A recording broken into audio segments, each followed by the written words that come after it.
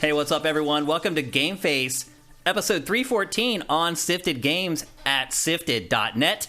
We're here for the next couple hours to discuss the biggest and the brightest in gaming for the week, and alongside me to do that is Matt Kyle. What's up, Matt? We should have had pie. What kind of pie? Any pie. It's pie episode 314. Oh, you're right, 3.14. Do you know any of the numbers that come after the 3.14? Not really. I don't either. I don't remember them. Not that they really matter.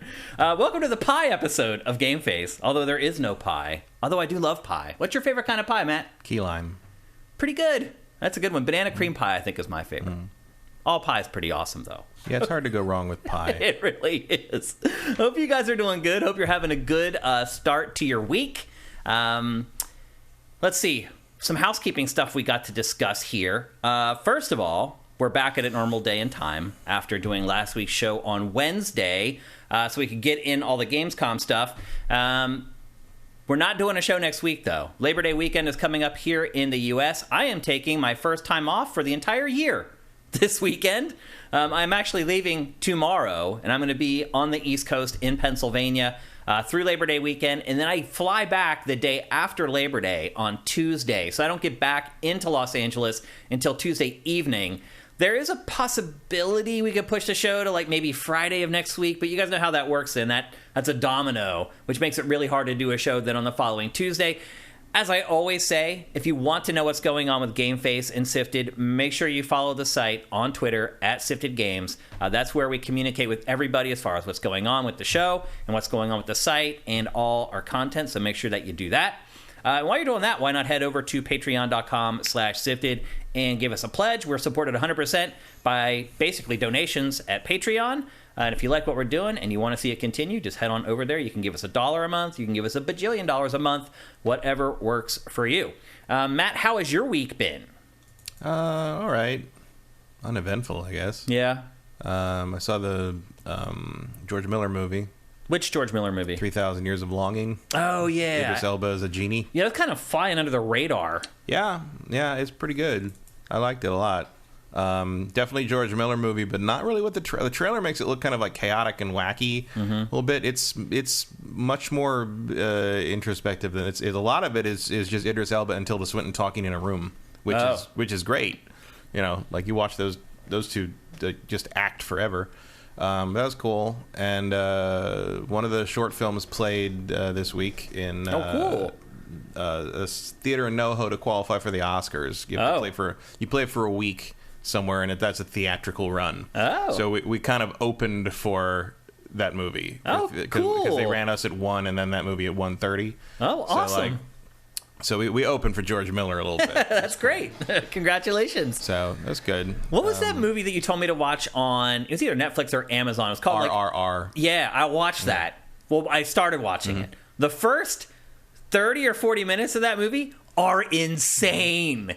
Yep. Then it got a little hard to watch after that. Disagree, but stick with it. There's other stuff like the beginning that shows up later. There's stuff coming. Once it got into the actual like movie with the acting and the plot, don't let the friendship like courting the girl stuff throw you off. The man attacks everybody. The man attacks Britain with an entire zoo at one point. Okay.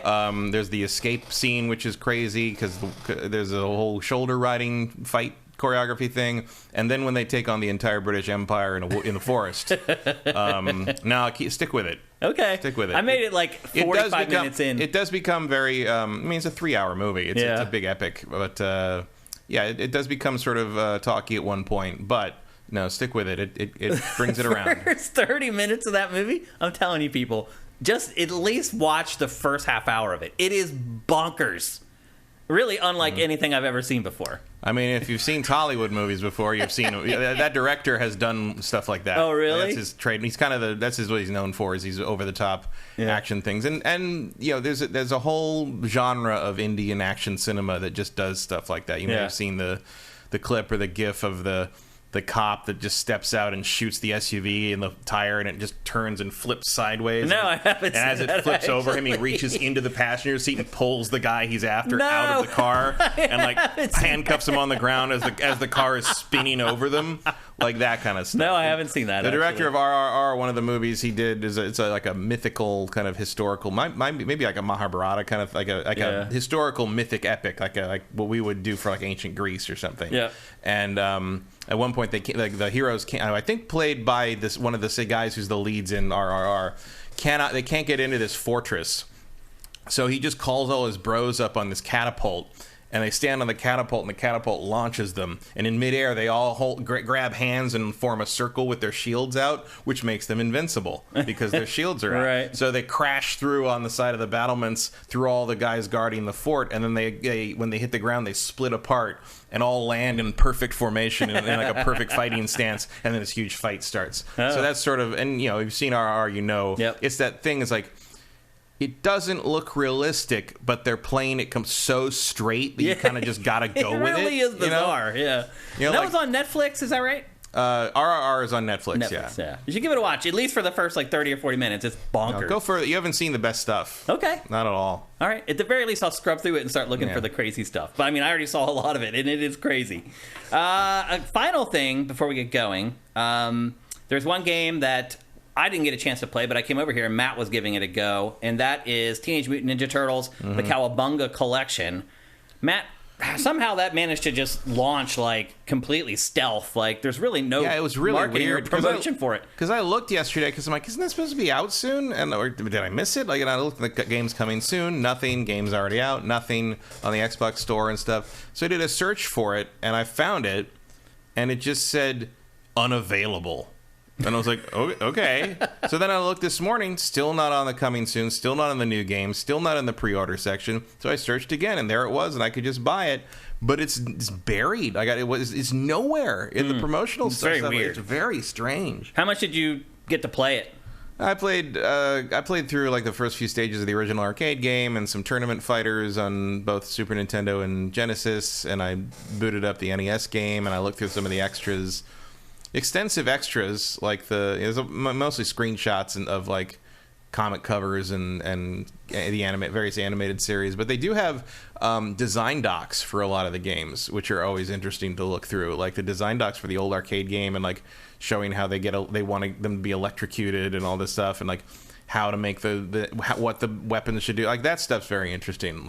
80s era design docs where it was just one guy sketching where stuff. They literally drew on grid paper. Yeah, it's just I'm going to draw a bunch of stuff and you guys can figure out how that works. How many games are in that collection again? 13, I think. Yeah, I thought there was a lot. I think it's a bunch of versions of things, because there were it's the 2 arcade games, the Ninja Turtles and Turtles in Time, and then the Super Nintendo version of Turtles in Time, and the NES version of the arcade game, and the NES original NES game, which is the side scroller. Yep.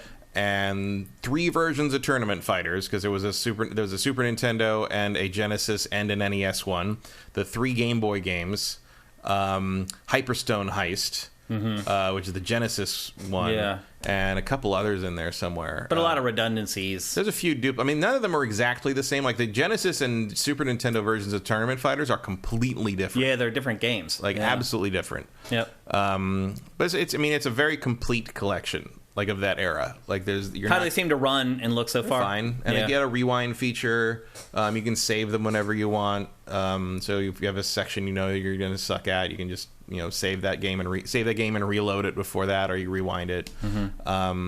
It's got all the stuff you'd expect from a modern retro thing. Yeah. It's at $40 is a little much. That seems a little steep. Unless you're a real big fan. I'm a moderately big fan of Ninja Turtle. I was a little old when they hit, but I'd read the comics before that, so I was kind of interested. I'm more of an old original comics where they were basically R-rated Daredevil. Yeah, they were not really made for kids. No, they were basically an R-rated parody of Frank Miller and Daredevil stuff. And the first issue they kill 100 people and really violent, murder, shredder, horror. It's early on it's very much not for kids. Yeah.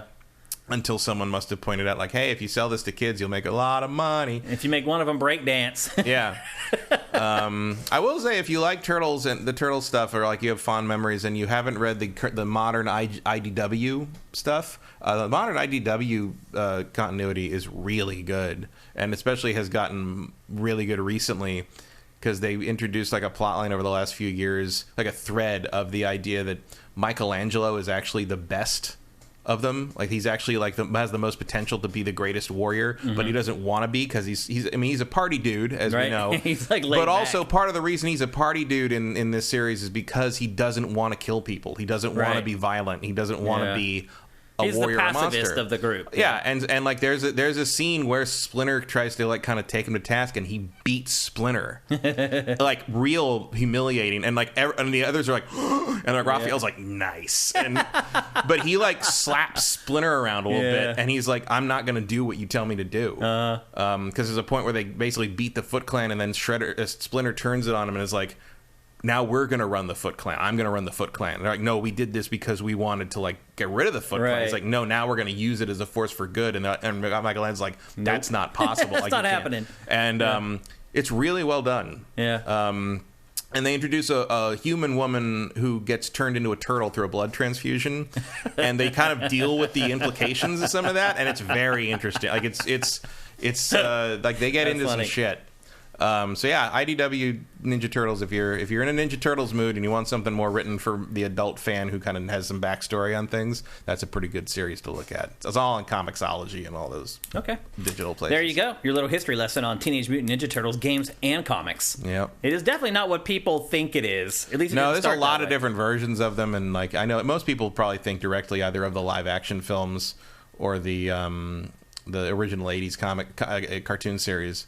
Although the live action, I remember when the live action film came out in 1990, it was the biggest comic book movie of all time at the box office, which no one knew what to do with at the time. The fact that it was like number one for like 3 straight weeks at the box office was like, what in the hell? Also, speaking of box office, the Invitation is the number one movie in the box office this past weekend. Oh, like a little horror movie. Written by Blair Butler. Wait, that was written by Blair? Yep. No way. So G4 alumni. Wow, you don't know Blair, but she was the lead writer on X-Play. She was drunk writer on X-Play. She was the comic scroll on Attack of the Show. She did what was called Fresh Ink, the segment on Attack of the Show. We love Blair, awesome person. Yeah, so she was with us since we started X, like 2003. Yeah. She came on as the writer, and she was at G4 until the end. Yeah. So and now that's amazing. She had put out a horrible horror movie before that too. Yeah. Well, she says this one's not too great either. Oh, really? But it's still doing well. It's number one at the box office summer 2022. You can never. That's all. That's all. Blair Butler wrote a number one box office hit. That's amazing. Done. She is really talented too. She is, and she got. If you look her up on Variety, they're talking about her new project, which she says is going very well too. That's great. Amazing. And if you watch the trailer for Bros, that the new gay comedy thing, about 45 seconds in, you will see Guy Branum, who was the other writer who replaced Blair as the lead writer on X-Play. And he was on the show a lot too, and on the other stuff on G4. He's a G4 again, G4 to the end. Yeah. But he's got a good section in that trailer, and it gets the funniest joke. Good, yeah, got the funniest joke in the trailer for sure. So G4 alumni making good on the big screen. It's good to see. Yep, absolutely. Before we get going, let's check in with you guys and see how you guys are doing. I saw while we were away from the last episode to this one, a lot of you guys jumped in and subscribed with Twitch Prime. I want to thank all you guys who did that. Cheshire Tomcat Steam, Veyanord, Magister Cato, Commander Fett, and Slagathor all subscribed with Twitch Prime while we were away. And now since we've got back, it's Corey Film, Texture Glitch, Glottis021. Is there anybody else? Steady Decline. I identify with that. That's a great name. Thank you guys for Twitch Prime. We really, really appreciate it. We really need it. And every single person that does it, we appreciate it. And we thank you very, very much.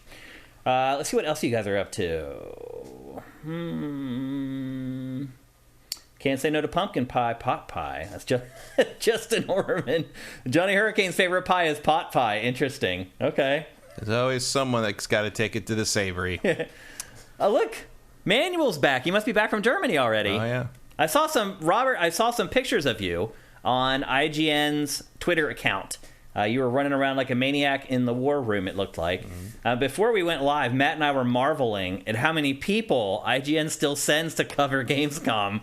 It's really insane how many people go all the way over there for IGN. Now, I do realize it's probably been a while since IGN has sent a big crew like that. But holy cow, man. Like, even back in the heyday of game trailers, the most people we'd ever send to cover anything was like 8. Yeah, but IGN's doing live stuff like on the floor and things like that. Yeah. It's pretty amazing all the people that they send. St. Corrado and all the crew. David 5807, thank you for Twitch Prime. Is that the dude who plays bass on YouTube? No, that's Davey 504 or something like that. We talked about him a couple weeks ago. Yeah. Okay. IGN only needs like 4 people to cover a con. Agent Music Wolf 408. No, that is not true. You need more. I mean, if all you're doing is writing articles, I guess. Yeah, I mean, if you're just going to do the coverage and then come back, you still need more than 4. They have daily live broadcasts from the floor with like big, they're doing like what G4 used to do. Yeah, but you figure like the crew for their live setup you need 3 camera guys. Like, I mean, at the very least, you're hiring locally for a lot of that. You're right. Yeah, a lot of the camera guys. One or the other. I mean, maybe you could get away with hiring tons of local people and only sending like 4 editors. Yeah. But like modern, like something the way IGN does it, that's a crew of 30, I would think. No, I think it was bigger than that. I think you're still hiring locally for that. Yeah. But like, yeah. And then Game Manual says 5 days of coverage with the awards and the cosplay all included. So, yeah. I mean, is that worth doing? That's another question. But to do what they were doing, you need a crew that size. Congratulations, by the way, on going all the way over there and doing a great job with IGN's coverage. Sounds like everything went well, and that's great to see. Yeah. Hopefully nobody came back with a plague. That's true. Yeah, hopefully everybody came back healthy. That's probably what's most important. You need 30 people. It's not way overdoing it. That's how much it takes to do a live production. People don't get it, Matt. See, here's what's happened, Matt. Everyone is conditioned to think like all you need is like a dude in a chair with a webcam. No, that's a huge, G4's. But you got to realize, Matt, to the modern person, that's all they need and want. They actually prefer the dude sitting at home that doesn't even go to the con and watches what everybody else does and then delivers his pontification. Yeah.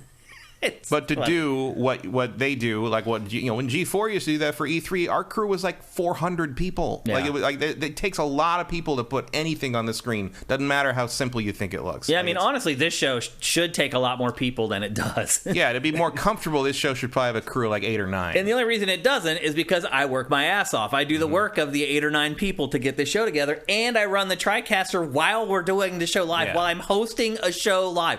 Nobody does that. Nobody.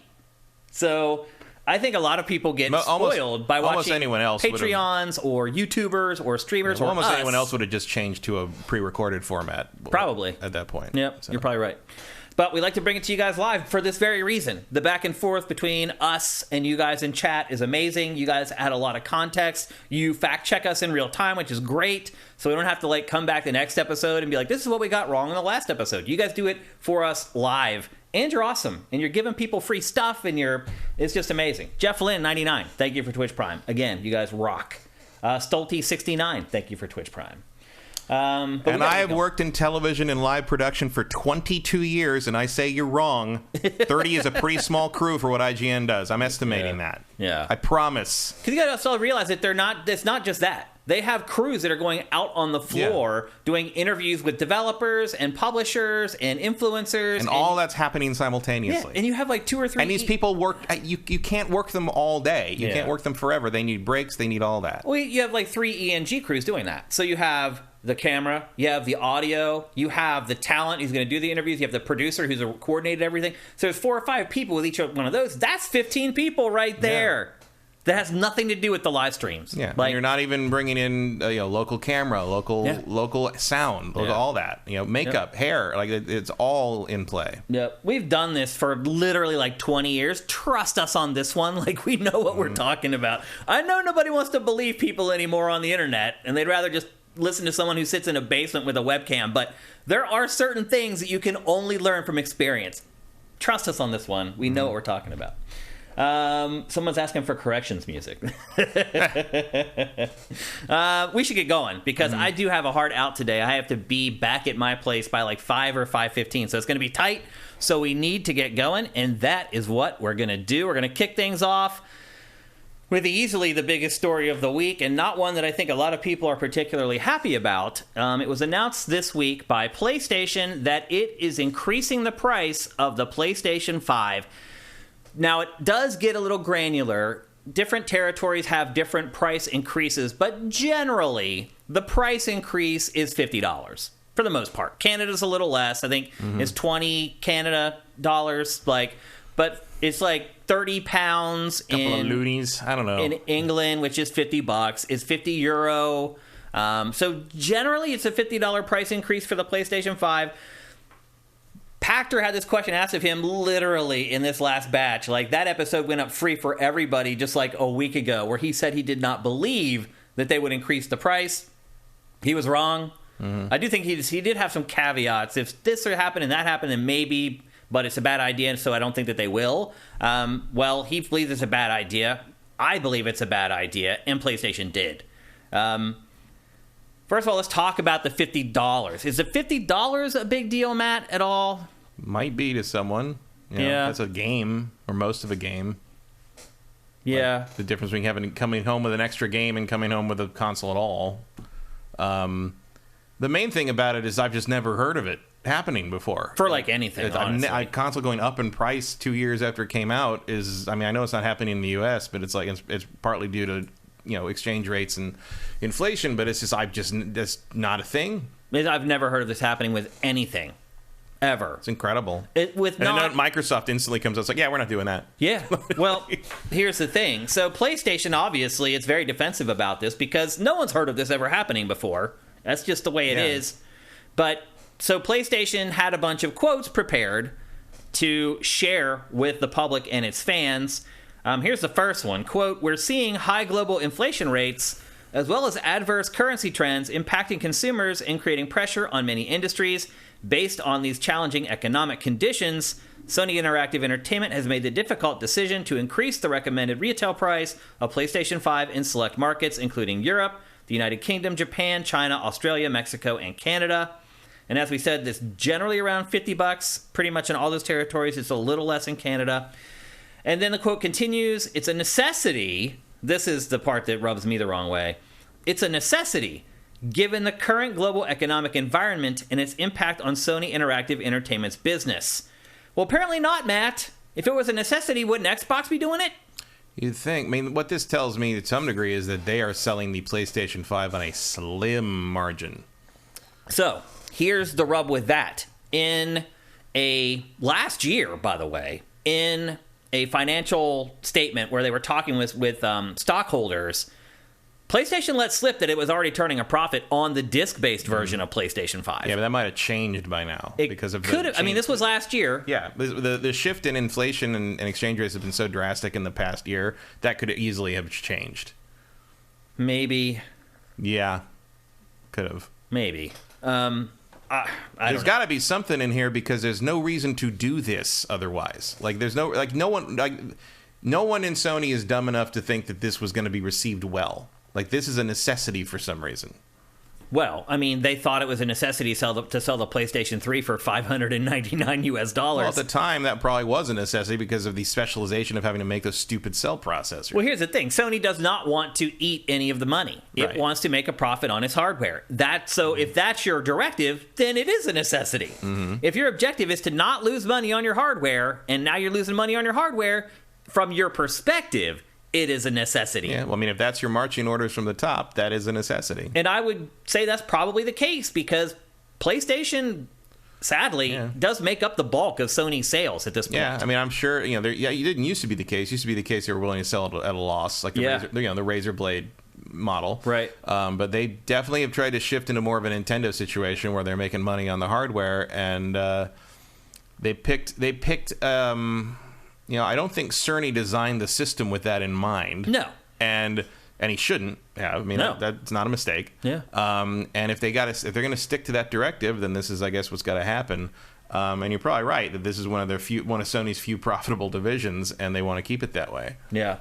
A lot of people are, especially when they don't have a lot of exclusives kind of sucking up the revenue. We got God of War coming, but like they've had a pretty dry year in terms of the 10 to 15 million sellers. Yeah, I could see financially they're probably not doing great. Honestly, right now. A lot of people aren't. We're not. Everybody is hurting right now because people don't have a lot of disposable income. The gas companies are doing pretty well. Yeah. Well, the oil companies and people who decide to gouge us, like Kroger, like the grocery store conglomerates, they're doing great because they're gouging us for prices. They don't even need to increase the prices in a lot of cases. They just are. Yeah, because they know people expect it. Yeah. What I've seen a lot of pushback about and a lot of questions about since this was announced is why is the United States spared from the price increase? And the reason that is because the U.S. dollar right now is incredibly strong. Stronger than it has been maybe in the last 20 or 30 years. No matter where you go, we have our trip to Greece coming up in October. And right now, the conversion rate to euro is better than it has ever been. Yeah, I got a thing from Japan the other day. Oh, the yen. And I mean, traditionally, especially when we used to go for TGS, the general, it fluctuates, but the general rule of thumb is 1 yen for 1 cent. 100 yen is $1, basically. Yeah. And I think it was 138 yen, and the conversion was $80. Yeah. That's unreal to me. I've never seen the exchange rate. But you mean 138,000? 138,000 yen. Yeah. And it became $80. $80. Yeah. That is why this has happened. The U.S. dollar right now. The euro's worth less than the dollar. It is. I mean, which is remember when it used to be $2? Yeah. I mean, that was extreme. That was a long time ago. It's 1.5, 1.6. A long time, or the pound. I don't know what the pound's doing right now. The pound's usually also usually $1.50. Usually has a pretty good conversion rate to U.S. dollars. Pound's usually have been $1.50 to $2 when I've been there. Yep. I always enjoyed the pound coins because it was carrying so much money in your pocket in coin form, and you can't do that in America. No, they tried to introduce those dollar coins, and they never caught on. Nobody wanted them. Sacagawea dollars is just there's 5 vending machines that took them, and that was it. Yep. So as Matt said, immediately Xbox came out and said, we are not increasing our price. We're good. How is this going to impact things, if at all? I mean, probably not much. Yeah. People still want that system. They're going to want God of War. It's still hard to find. People have been paying $1,000 for these things. They're going to pay $550. Yeah. That's kind of my next point is, one, do you think increasing the price hurts the scalpers? And two, would you rather give your money to Sony than a scalper? I'd definitely rather give my money to Sony. So this is me playing devil's advocate, kind of looking on the bright side of this. Yeah, I mean, I don't know how the concern remains availability. Right. I don't think $50 one way or the other is going to really change how available these things are. I doubt it either. So yeah, because of the prices the scalpers were getting away with, still way less than $550. But now their profit margins are less. Do you think that actually deters them from? I don't either, honestly. They'll just raise it another $50. Yeah. And if you can't get any, what else? What choice do you have? Your choice is to not support the scalper or to just, bite the bullet and get your system. Yeah, the question, one question on Pachter Factor this week that hasn't gone out for free to everyone else on YouTube yet is how much do the price increases really affect stuff, basically? And, it's just an aside to the main question. He basically says, it doesn't affect things all that much. No.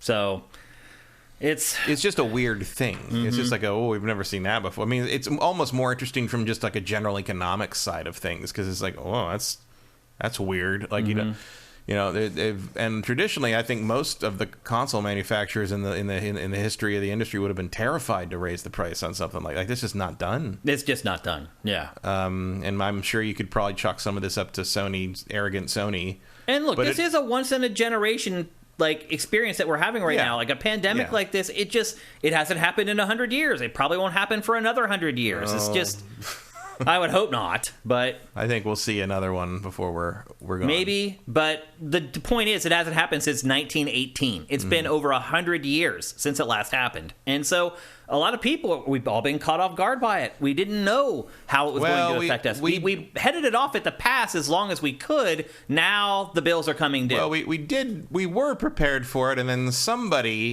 dismantled the preparation system for it. Yeah, that's true. So. We were pretty prepared until a certain dipshit decided to dismantle it and convince people not to listen to science. Yeah. So we could have handled it better.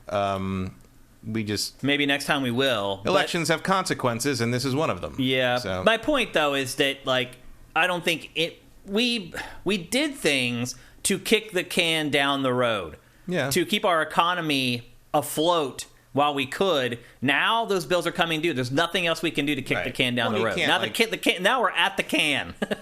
Yeah, well, we're there are ways you can have, but it's gonna something like that's gonna happen. It's like you can prepare for the earthquake all you want, but it's gonna happen. Yeah.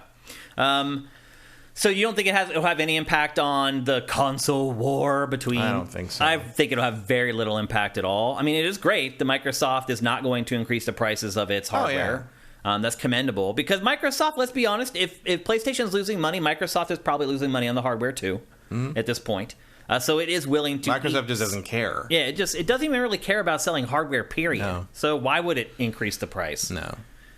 And even if it thought it was thinking, I don't think Microsoft's under the same make a profit on the hardware mandate, because Microsoft has revenue coming in from all these other places. Yeah. Sony, it's also not Microsoft's biggest business. It doesn't need to rely on the Xbox brand to stay afloat. And meanwhile you got Sony. Like, where are they making their money? Basically, they're making money off of the movies that Marvel Studios makes for them, and that's about it. And they got they lost more revenue this year by having to move across the Spider-Verse to next year. Yep. Like, there's a lot of shit going on there that Sony just a little extra cash flow might help. Yeah. So we'll see. Certainly they didn't get anything out of Morbius. Yeah. Yeah. I mean, their other businesses are just not doing well. Their TV business is getting eaten up by LG. Like, it's bad. Their consumer electronics, and TCL is taking up the back end low of that. end. Like, it's just there's no respite. There's no window for them anymore in that business. So Sony needs PlayStation to generate a lot of its profit and a lot of its revenue at this point, and that's what you get sometimes. Would you reconsider buying a PlayStation 5 at $550 now instead of $500? No. Still the same? Yeah. $50 isn't that much of a difference when I'm already spending $500. Frankly. Yeah. And for God's sake, for a lot of people, tax is $90 in California. We're already in for a penny, in for a pound. Yeah, I mean, a lot of people, if they're spending the money to get it scalped, right, that $50 doesn't mean hardly anything, because they're already getting gouged so horribly. Yeah, at least this way you got tracking on your shipment. Yeah. Yeah, but Pachter was also asked in a recent episode, like, should the government make scalping illegal? Mm-hmm. And he said, no, I'm not surprised by that. But the problem really is there's no way to enforce it. Yeah. Yeah, you can't. Yeah, technically it is like illegal to scalp like tickets and things like that. But like, you can't, no one enforces that. There's no way to do that. Yeah, there really isn't. So it sucks, especially if you haven't managed to find one yet, because do you think this makes them harder to find or easier to find? It should make them a little easier to find, maybe? I don't think it's going to make a difference. Any difference at all? The demand is so high and they disappear so fast that clearly, I mean, maybe you have 5 to 10% of the people that are looking for them that might reconsider because of the $50 but then you still got tons of other people that are fine with it. Yeah. It's $50 is very different from $500. It is. Like that's not a scalper price raise. That's just like a little bump. If you're not willing to spend $800 to $1,000 on a PlayStation 5, I think a lot of people that would say that are still willing to pay $550 for one, especially if it's just the price it costs now. Yep. If everyone else has to pay that price too, I think that makes it a little different from a scalper price. Let's get to some questions, because there are a lot of them actually in chat from you guys, and I'm not surprised. This is a big story. Cinetyke asks, how big is the casual market that will go for Series X because it's cheaper plus Game Pass and don't decide based on the exclusives? I mean, that's a good question. It's pretty big. I don't know. I don't think we can know that. I think generally, and this is just anecdotally, just from my years of experience in the industry, I think generally it's like 50%. It's 50% hardcore, 50% casuals. That's a figure that I've come to throughout all my years of working in this industry, and it's all anecdotal, but just looking at the data, talking to people, knowing But I think people. A lot of that casual market really likes Sony's exclusives. Yeah, agreed. Like, I don't think that's a split on this. It might be a split in terms of how they treat gaming. But yeah. The other thing about it, you don't get 15-20 million sales off of an exclusive if the casuals aren't into it. Oddly enough, I think the casuals care more about the exclusives than because they're not going to buy another game system. Because they're only going to buy a couple games. The one thing, and they're only going to buy the one console. Right, exactly. And so I think to them, exclusives are a bigger deal than they are to almost anyone else. There's plenty of people that are going to be like, oh, I don't want to pay an extra $50 and the Xbox is cheaper, but the Xbox doesn't have God of War. Yeah. Or whatever their preferred Sony. Yeah. Because the more you know, and if you're watching this show, GameFace, or you watch other shows like GameFace, you're hardcore. And the more you know, the more hardcore you are, the more you realize that you can pretty much get by buying any of the 3 consoles. There may be a couple games here and there that make you salty that you can't play them, but for the most part, if you own a Switch or an Xbox Series console or a PlayStation 5, you're good. There's going to be plenty of games for you to play, no matter what you're into. It's the casual folks who don't get that. They don't watch GameFace. They don't realize the breadth of the industry like our audience does. And so to them, they don't look at it like every console gets 85% all the same games. They just don't look at it that way. They only care about the exclusives, the games that they feel like they can only get on those consoles. And it's a call between Halo and Gears of War versus God of War and The Last of Us and Sony's stable. And then obviously Nintendo's excellent. It used to be Uncharted. Yeah. And it may be again. Maybe it survived or whatever. But yeah, I think maybe Forspoken is the next. Yeah, I think the casual market in this case actually may gravitate more to PlayStation 5, to answer Cinetyke's question. Yeah, I mean, certainly most of the casual people I know ask about PS5s. They don't even consider Xboxes. They don't even ask me about Xbox. Yep, they'll ask me how they can get a PS5. Yep. Everybody I know that is a casual player, they don't ask me about Xbox. They ask me, how can I get a PS5? Yeah, they barely know that there's a new Xbox. And if they do, they're just like, oh, it's like that. It's like the Xbox One X, or like they don't. The naming convention really threw a lot of people. Yep, and understandably, it's confusing. Yeah. Yep. Just wait till the PSVR 2 price gets announced from Andy T. Monahan. Just you wait until we talk about it here in about 5 minutes. Let's see if we have any other ones here. Delfino 109. Series S could be a Trojan horse and maybe more appealing than ever. Not right now. Maybe like once the acquired developers start pumping out content next year or so. It's an interesting thought. Yeah. I mean, I can see a world in which Hellblade 2 becomes a thing that the casual market is interested in. Yeah. If it's marketed right. Was. Yeah. Yeah. Got word of mouth. Like, I mean, it wouldn't be all at once, but it's like there are some things coming for Starfield. Yeah. There's some things coming for Xbox that could move hardware and could really could be the beginning of a rush of casual people paying attention to that certain IP. It's true. And that's part of what Microsoft had to do. They had to have the guts to start some new stuff, and they are. And we'll see which ones stick to the wall, basically. Yep. Agent Music Wolf 408, thank you for Twitch Prime. The Big Smoke 82, thank you for Twitch Prime. Ashes in the Hourglass asks, do you think PlayStation will ever separate itself from Sony? No, but I think there might be a day where Sony basically breaks up into its component companies, like other things. They've had an eye on selling off Sony Pictures for years. Yeah, and they won't do that until the Spider-Man gravy train stops. Because if you in the licensing contract, if someone buys Sony Pictures, the license for Spider-Man reverts back to Marvel. So if you buy Sony, you don't get Marvel, and the biggest thing you'd want from owning Sony is Marvel. Yeah. So they already sold off their cell phone business, didn't they? Yeah, they got rid of that. The TV. I mean, they will probably liquidate some stuff at some point. Is what I'm thinking. Like, there's a point at which you probably liquidate that TV division. Yep. I think someone asked a question about that. How it's doing. Not very well. Yeah. Agent Music Wolf 408 says Mobius was not a flop. Is that true? No, it was not. Didn't do great, and then they were dumb enough to re-release it, and nobody went and saw it. A flop?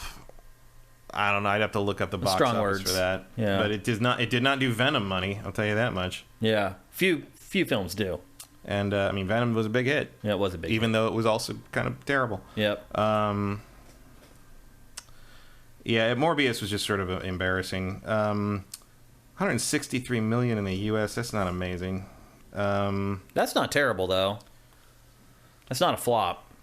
163 million worldwide. Oh. Okay, that's not great. That's a little different.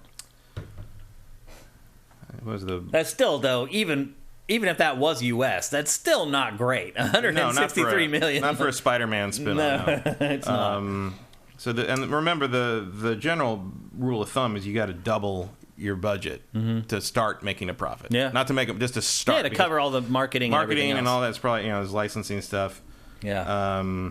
Budget for that is estimated at 75 million. So you double that and you're looking at 150.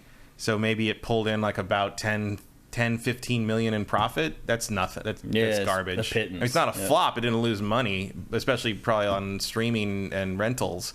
But UA do not have that DVD market stream anymore, which used to be a really guaranteed income stream. That's not a successful Marvel picture. Yep. Is what that is. Definitely not for Marvel. Nope. Didn't lose them money, but it didn't make them money they need. You know? Not like Warner Brothers is about to need some serious revenue out of Black Adam to be able to afford to market Shazam 2 properly.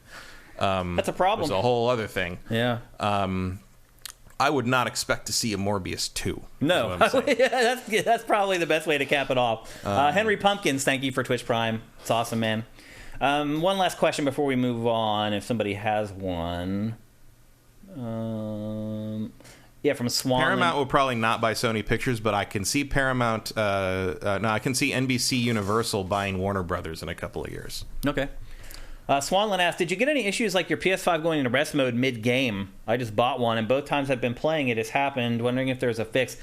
I have not had that issue with PS5. I have that stupid LAN cable is disconnected thing sometimes. And I haven't had that problem. I have had problems every once in a while. This happens more with Xbox than with my PS5, of losing the handshake. Because I have my consoles going into my new receiver, and then from the receiver up to the TV. And sometimes the HDMI handshakes to make sure you're not pirating.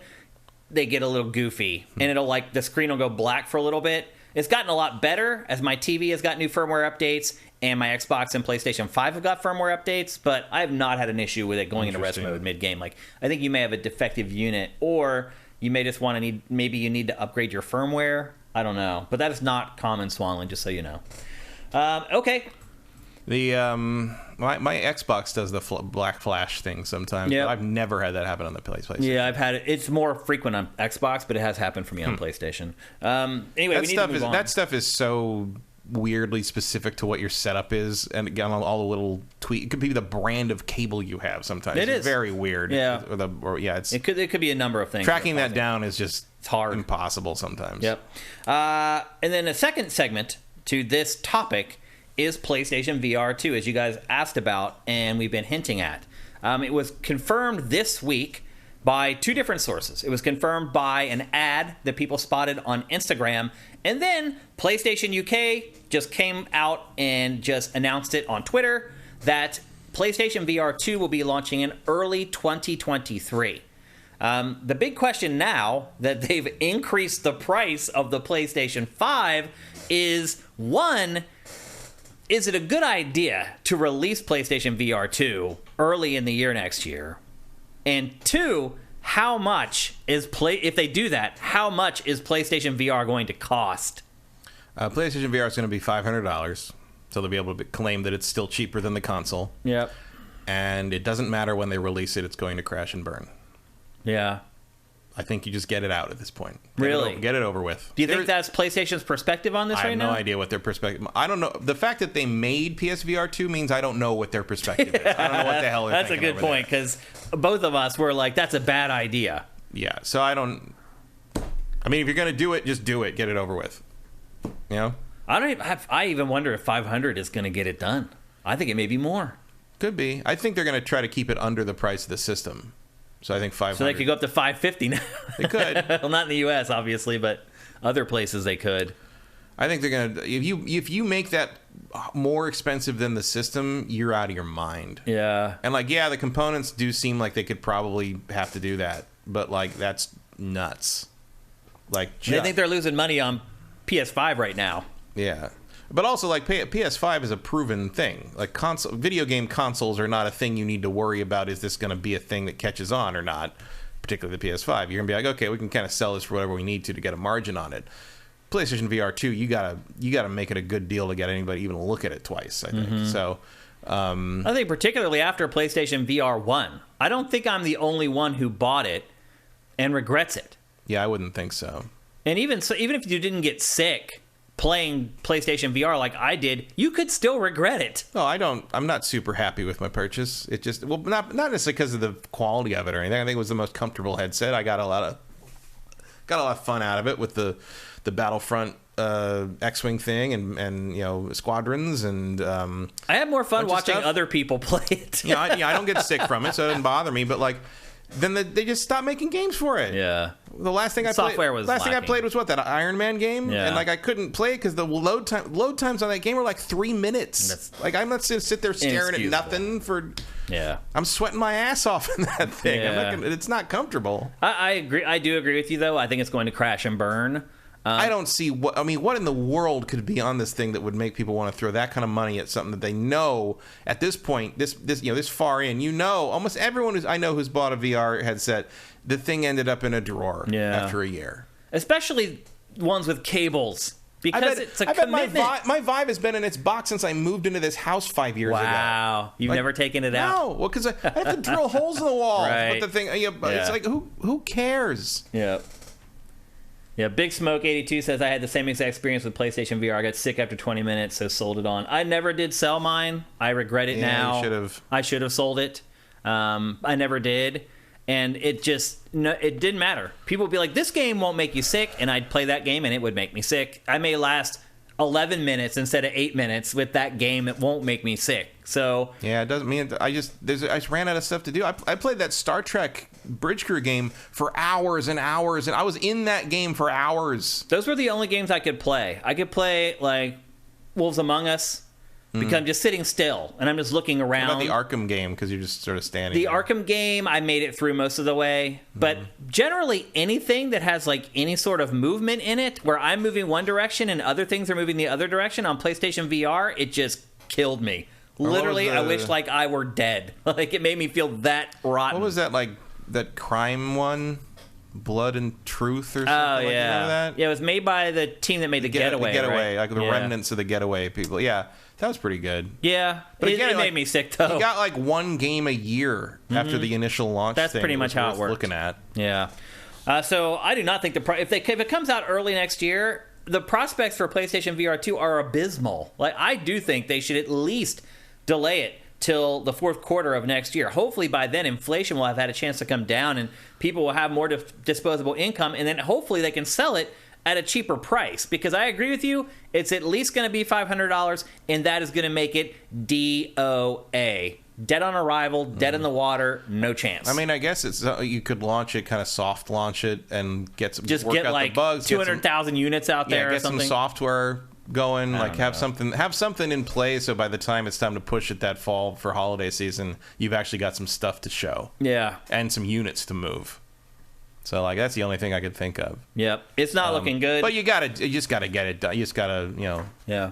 It's gonna be unpleasant, but you just have to get it over with. It feels like that's where we are with the PlayStation VR 2 at this point. It's not good. Then a final note on Sony this week: it bought a mobile developer called Savage Game Studios. The studio will work independently from the console side. Ashes in the Hourglass makes a good point. If VR2 launches with the Horizon game, it guarantees that Breath of the Wild 2 will be out a week later. Every time Horizon comes out with anything, a way more critically acclaimed game comes out a week later. That's true. That's what happens. Yeah, it does always happen that way for some reason. Anyway, Sony bought Savage Game Studios, and they're there to develop mobile games for PlayStation based on PlayStation's IP. The crazy part about this, Matt, is that the company has only existed since 2020. Basically, that explains why I don't know their name. Yep. And mobile games. Well, apparently the studio is kind of an all-star studio where they took a bunch of mobile developers from a bunch of different mobile studios and brought them all together into like this super team. The clashest of clans. Exactly. They had to do nothing to get acquired by PlayStation. What message does this send to people in the industry right now? I mean, didn't kind of the same thing happen with Haven Studios? A little bit, yeah. I mean, you're basically saying, like, you know what? Get a team together of people with great reputations for developing games, and then just wait. I mean, if you, I'm just kind of, the music business and like just that. Get rich. The music business like that too. Form a super group, and you're gonna get a contract. It's crazy. These guys, their company was formed in 2020, and they're now selling it for millions and millions of dollars. I mean, that's to PlayStation. That's the tech business. With like hardly any output. A lot of the tech stuff, if you're following kind of the sales and acquisition stuff, even in the non-gaming space, it's all about who's involved, not what they're doing. Yeah. It's like, oh, this is the guy who co-founded Snapchat. Yeah, I'm in. Right. Like they think everything that anything that person does is going to be gold. Because everyone's afraid to miss out on what the next thing the guy who made the last big thing is going to do next. And generally, they never come up with another thing. Very rare you have 2 hits like that in one. Yep. Yeah. It never works out. Certainly not back to back. Yeah. But like. This is just sort of a miniature version of acquiring King. Yeah. Or PopCap or whatever. Yeah. It's just like you did one amazing thing that caught fire, and we don't want anyone else to get that. Yeah. Even though you'll probably never come up with another idea like that again. They are working just recycle that same idea over and over and over. Yeah. They're working on a AAA mobile live service action game. So we've been asking, like, PlayStation has this goal of 16 live service games by the end of first quarter of 2024. And we keep wondering how they're going to get there. Every acquisition that PlayStation has made, and it has made a lot, by the way, now at this point, almost all of them, every developer studio is making a live service game. If you need any better indicator of where the industry is headed right now, PlayStation is telling you where the industry is headed. It is headed to a place with far fewer games, and every game is going to be a living, breathing amoeba that lives on and morphs and changes and gets added to and taken away from for years and years to come. And I know a lot of people don't want to hear that, particularly from PlayStation, because PlayStation is the one platform that is the platform of the single-player standalone video game. And it doesn't look like PlayStation is all that dedicated to that ideal anymore. Oh, I think they are. You do? I think this service thing is going to be parallel to that business. Well, I mean, the next Naughty Dog game is a live service game. Well, what is it? That shooter that they're making, that competitive whatever it is. Wasn't that the extracted multiplayer from Last of Us 2? Mm-hmm. Yeah, they're turning into a full game. Yeah, sure. That's whatever. Like that doesn't. But that's Naughty Dog. Sure, but that doesn't mean they're not going to make. They also have made multiplayer modes before. Like it doesn't mean they're not going to make Last of Us 3. Yeah, I'll believe they stop making the big boutique games when those boutique games stop selling 20 million copies. Yeah, I mean, I don't think they're going to stop, but I think you're going to see the vast majority of their output beginning around 2024 is not going to be single player experiences. They're going to be. Only because they're going to start having larger output. They're going to, but their larger output is all being dedicated to those types of games. They're not getting new studios to build new single player games. What I'm saying is they're not going to be making less of those big boutique single player games. You're still going to get a God of War every 3 or 4 years. You're still going to get a Naughty Dog game once every 8 years. You're still going to get a big Insomniac Spider-Man game. You're still going to they're all going to be still doing those things. I mean, let's be honest. Naughty Dog takes like 7 years to make a game anymore. The output rate is not going to change of those things. They're just going to put out more games, and they're all going to be games you don't want to play. Well, we'll see. I actually don't mind service games, but I mean, if you make the game fun to play aside from the service, like there's a big difference between Destiny 2 and Babylon's Fall. Yeah. You know, like I'm not worried. You know, if I can ignore the service part easily enough, I'll play your game if it's fun. Which is what you and I generally end up doing. Largely, we play through the single player content, and then we mess around with the service stuff, and then we never go back. Yeah, that's typically how we operate. And I'm betting a lot of you people do the same thing. A lot of people do. Yeah, you know, watching like my brother-in-law play stuff like what's that Square's kind of, you know what I'm talking about, like Over something. I don't know what you're talking about at all. It was on the Xbox. It was Game Pass game. It was like kind of Gears of War-y, but it was like a future-y. Oh, Outriders? Outriders. Yeah. Like that's, you know, my brother-in-law plays that, and like you barely know it was a live service thing. Yeah. It's just him and his co-op players. You know, like his buddies. That's it. Yeah. Anyway, another crazy week in PlayStation land. It seems like every week we're able to put together a topic that's just a roundup of what PlayStation did that week. It's just week after week. I mean, you can't say they're not staying relevant in the news. Sometimes it's not for the best reasons, but they're keeping themselves out there and in the lexicon, and there's some value to that. But generally, you want it to be based on good news and not bad news. So there you go. Also, I think everybody's waiting for Fortnite to falter. Yeah, and it just won't. They're waiting to. They want to be in position in case that happens. Yeah, you want to pick up all the people who fall off the table. You want the Apex Predator to, no offense to Apex Legends, but you want an Apex Predator when it shows some weakness to be able to jump into that slot. Yeah. So I think that's part of it too. Of course, everybody wants to be, because if you get one game that hits like Fortnite, you're golden. You right now, Fortnite is propping up Epic Games like you can't even comprehend. All our old buddies that we used to work with at G4, they're all living off Fortnite money. They're all living in Raleigh, working at Epic, making bank off of Fortnite. And there's a whole gigantic corporation there. Everybody there making pretty much all their money off Fortnite. So if you're PlayStation and you're like, man, if we can get 1 or 2 of those, holy crap, that's like game changer. And you're right. I think every company right now is trying to position themselves in a place where finally when Epic and Fortnite falters and people finally start leaving that game, they want to catch that fall. Yeah. The pitfall, of course, is that the next big thing is always from the place you least expect it to be. Yeah. Fortnite, like, who in the world?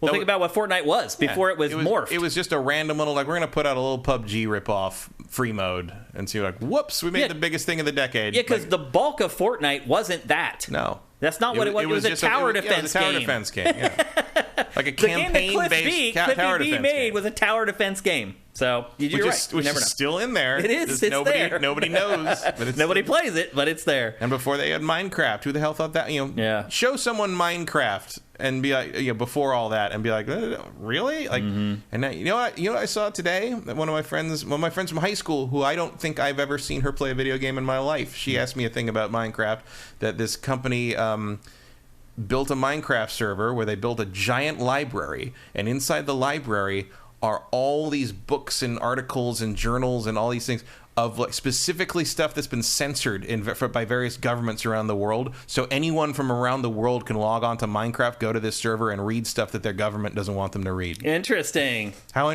cool is that? That's crazy. Like, that's amazing. Then you know what they're trying to censor. That's a great story. And they have a list of all the countries. Like, if you live in these countries, you can still get to Minecraft and still get to this thing, and they can't stop it. Huh. Unless they ban Minecraft and nobody wants to do that. No, that'd be bad. Then you have a youth revolt. Yeah, now you have the parents mad at you. Exactly. And that's how you lose power.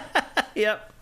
Okay, let's move on. We're going to talk. My children want to be played with without screens, and I don't have time for that shit. You may remember, and I hope you remember, because it was only 6 days ago, that we bumped out GameFace last week to an extra day, and we did it on Wednesday to get all the information from Jeff Keighley's, basically Gamescom pre-show, opening night live, to get all that information into the show before it became old. Well, we kind of wondered last week if that was going to be all of it. And I think I even said that probably was going to be the bulk of it. And as it turns out, we were right. So we are going to wrap up Gamescom. But before we do that, are you surprised that, like, there was so little, like, fruit on the tree after Keighley's show? It was 2 hours and there were like 50 games in it or whatever, but I thought there would be more. I didn't. Like, Gamescom has never really been that, world shaking, and Keighley is good at loading his show up at the beginning with everything worth looking at. Yeah. So, no, that doesn't surprise me at all, really. I mean, I forgot Gamescom was still going after he did his show. Because there was nothing happening. There was no big news breaking out of there. Like, he had it all, basically. And, like, not to go back to it, but, like, if you're IGN and you spend a ton of money to go over there, and then you get there and you realize that Keighley basically had the whole show in a 90-minute thing that he does, and then you have 3 days of live streaming that you need to get through without being redundant and make it interesting and new stuff. It had to have been a little bit of a challenge. You can only do so many deep dives on the Pokemon car. Pretty much. Yep. So anyway, we are going to wrap up Gamescom. There was like 4 or 5 things that ended up being announced and shown throughout the course of the week that we want to discuss. Last week, I think we talked about like 30 things from Keighley's show, but there is like a handful of things that we want to discuss. First up is Team Ninja's, and I still don't understand, and they even explain this in a couple interviews why, but for whatever reason, Team Ninja has decided to replace its Souls-like Neo with another Souls-like called Wo Long. Neo is We've seen this one before, though, haven't we? Yeah, we got one trailer of it so far, but it was like it didn't really show anything. This is the first time that there's actual like gameplay, and it shows what the game actually plays like. So Neo is set in Japanese mythology. This is set in Chinese mythology. And for whatever reason, Team Ninja believes that has allowed them to make bigger worlds. That literally they said that because this game is set in China, now we can make bigger worlds for the game. I have no idea where the logic for that comes from, but that is direct from Team Ninja. I think they're kind of talking about how they're dealing with like the kind of the Romance of the Three Kingdoms stuff, and like those are just broad sweeping epics that let you kind of do big battlefields. I mean, Neo didn't really do that. Not that Japanese mythology doesn't have stuff like that, but like Samurai Warriors is about kind of historical stuff, exaggerated to ridiculous levels, whereas Romance of the Three Kingdoms stuff and kind of the Chinese mythology that's sort of woven through the historical elements of that. Mm-hmm. That stuff happened 2,000 years ago. You can kind of do whatever you want there. Yeah. And also, like, I'm sure there's an element to them of like, Chinese mythology is probably a little exotic, to a Japanese audience because it's not what they know. There's a obviously they share a lot of stuff and some similarities in places, but I think like there's a reason Romance of the Three Kingdoms and all the Dynasty Warrior stuff is still popular there, is because like there's people like those stories. Delfino just wrote, well, China has a bigger landscape than Japan, Shane, I'll have you know. No, like, what does that mean? China's a bigger country than Japan. That has nothing to do with putting levels in a video game. No, but I think they're talking about just sort of the scope of the battles. I don't know if they're talking about actual square footage. I feel like it doesn't matter as long as you're not replicating the country. Building the whole country, it doesn't matter. But I think they're talking about scale and scope in terms of like the battles and the cast of characters and kind of the variety of creatures and monsters and weird shit. Well, we did get some details about the game from Team Ninja through various interviews and other previews that also, were I feel done. like Neo had kind of done what it was going to do. I was not a fan of Neo. I think Neo is the hardest Souls-like. I agree with you. I think it's I way thought it was harder than the Souls games. I don't... It expects a level of familiarity and mastery of the gameplay systems that I just simply was not willing to put in the time for. You're right, though. This is kind of like... Which is very Team Ninja. Dark Souls cross with Romance of the Three Kingdoms. And I just keep wondering, why won't we just get a new Ninja Gaiden game? Why are you making Wo Long instead of Ninja Gaiden? I don't understand it. I think because only people our age care about Ninja Gaiden anymore. But nobody cares about Wo Long. They've never heard of it. But they might. But you know what doesn't exist? Wo Long 3 Razor's Edge. That's funny. Like, a lot of goodwill was blown by Ninja Gaiden 3. Yeah.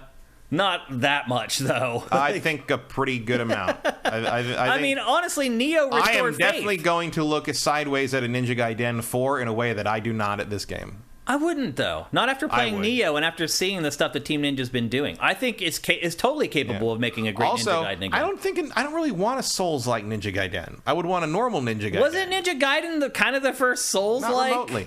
Not at all. I mean, it was hard as nails. It was hard, but that's not what you had makes... to repeat that's not what makes, sections of the game over and over again. Only if you suck. And you didn't get any better. That was the thing. Is Dark Souls... Well, you got more attacks over time, but you didn't get any better. Like, you couldn't upgrade. There was no RPG elements. Yeah, that's the whole thing. And this looks interesting to me. I would definitely. I'm also interested in Where Winds Meet, which is a similar kind of thing. I bet that's got Souls elements to it too. I would, Ninja Gaiden would be like a straight action game, and that is just not what the trend is right now. Yeah, I would love to see one because I miss that franchise. Well, you would be seeing the last of it forever then, probably. Yeah, because it would bomb. So we got some information about it. I don't think it would bomb. I think it would do better than Wo Long. I don't necessarily think that's true. I do. We'll see. We'll see what their expectations are for Wo Long. But Wo Long is going to appeal to that audience in a way that Ninja Gaiden wouldn't. And I'll tell you this much: the audience for a Souls... That looks like Ninja Gaiden right there. That's what. I mean, their house style's evident, but it's a Souls game. It might as well be freaking Ninja Gaiden. That boss right, that is straight out of Ninja Gaiden. But it's also straight out of Chinese mythology. It is, but that's what Ninja Gaiden looks like right there. Anyway. Well, yeah, but it's what Team Ninja. I don't want to obsess over it. It's what Team Ninja looks like. Devil's Third had some of that too. I know that wasn't Team Ninja, but it was still an Igaki. There's a pedigree. The remnants of Team Ninja. Yeah. So anyway, we do have some details on this. The first thing you probably noticed already is there's a jump button in the game. And that obviously changes a lot about these types of games, whether they have jump or they don't. And they said because of that the levels in the game have a lot more verticality, that you end up doing a lot of climbing and going up high. Well, Team Ninja's been paying attention. They know that as soon as you saw that first Elden Ring trailer, you're like, okay, we're going to be jumping from now on. Yeah. Dark Souls doesn't really have that, but... certainly Sekiro did, and Elden Ring did. So the verticality is I think here to stay. I like that. There's no stamina gauge. No stamina gauge in this game at all. Interesting. They want it to be more action focused and more Twitch based than Neo was, and so there's no stamina gauge in it at all. I mean that's good news. I feel like the stamina gauge kind of held Neo back in terms of it always felt like Neo wanted to cut loose more than you could. Yeah, I wanted to cut loose more than I could. That's and eventually you could because you'd upgrade enough. But God, the early hours were real tough. Grindy, man. I just couldn't get over them. And you expect that with one of those games to some degree, but like, I don't know if any other Souls like feels as teasy as Neo does, where you're like, oh, I bet I could do that. No, I can't because I run out of stamina before I can finish the combo. Yeah. And then then you get hammered. It's just like. I did not enjoy playing Neo for the most part. You don't have to ask me that. Like, I am impressed by people who can play that game well, but I did not have the patience or time to put the mastery into it. And it's there. I know it's there. It's just like any Team Ninja game. Yeah. You got to dedicate yourself to it, and you'll get there. But I did not. Either you want to do it or you don't. No. There will be 10 weapon types in the final game. What was shown in the trailer was a spear, the longsword, and dual swords. But again, there'll be 10. There is a unique mechanic in the game called the morale ranking system, where both the player and enemies have a morale rank. And if you fight an enemy that has a higher morale rank than you, the enemy is much more difficult to defeat, and vice versa. They didn't go into a lot of detail about how that works. I bet that's not going to be communicated very well. Probably not. That's a Team Ninja staple, too. They honestly didn't communicate it very well in the previews at Gamescom. No. Well, there's always at least one or two things in Team Ninja games that are like, wait, what are you? What? How's that work? Yeah. And it's just like, okay, like sure. Yep. It reminds me of the tendency system in Demon Souls, where it took people forever to figure out what the hell that was. Yeah. Well, as you kill enemies, your morale goes up. If you die, it flatlines. So it's all dependent on how you actually play. And then eventually, as you get to the higher ranks of the morale ranks, you eventually unlock magic spells and summons. And all the summons in the game are based on China's legendary beasts. And that's it. That's all the information Team Ninja has given us about Wo Long so far. Are you interested? Yeah. I kind of am. Yeah, I'll take a look at it. Yeah, I'll definitely give it a go and check it out. Because it is fast-paced, there's no stamina meter. I still think it's going to be really hard, though.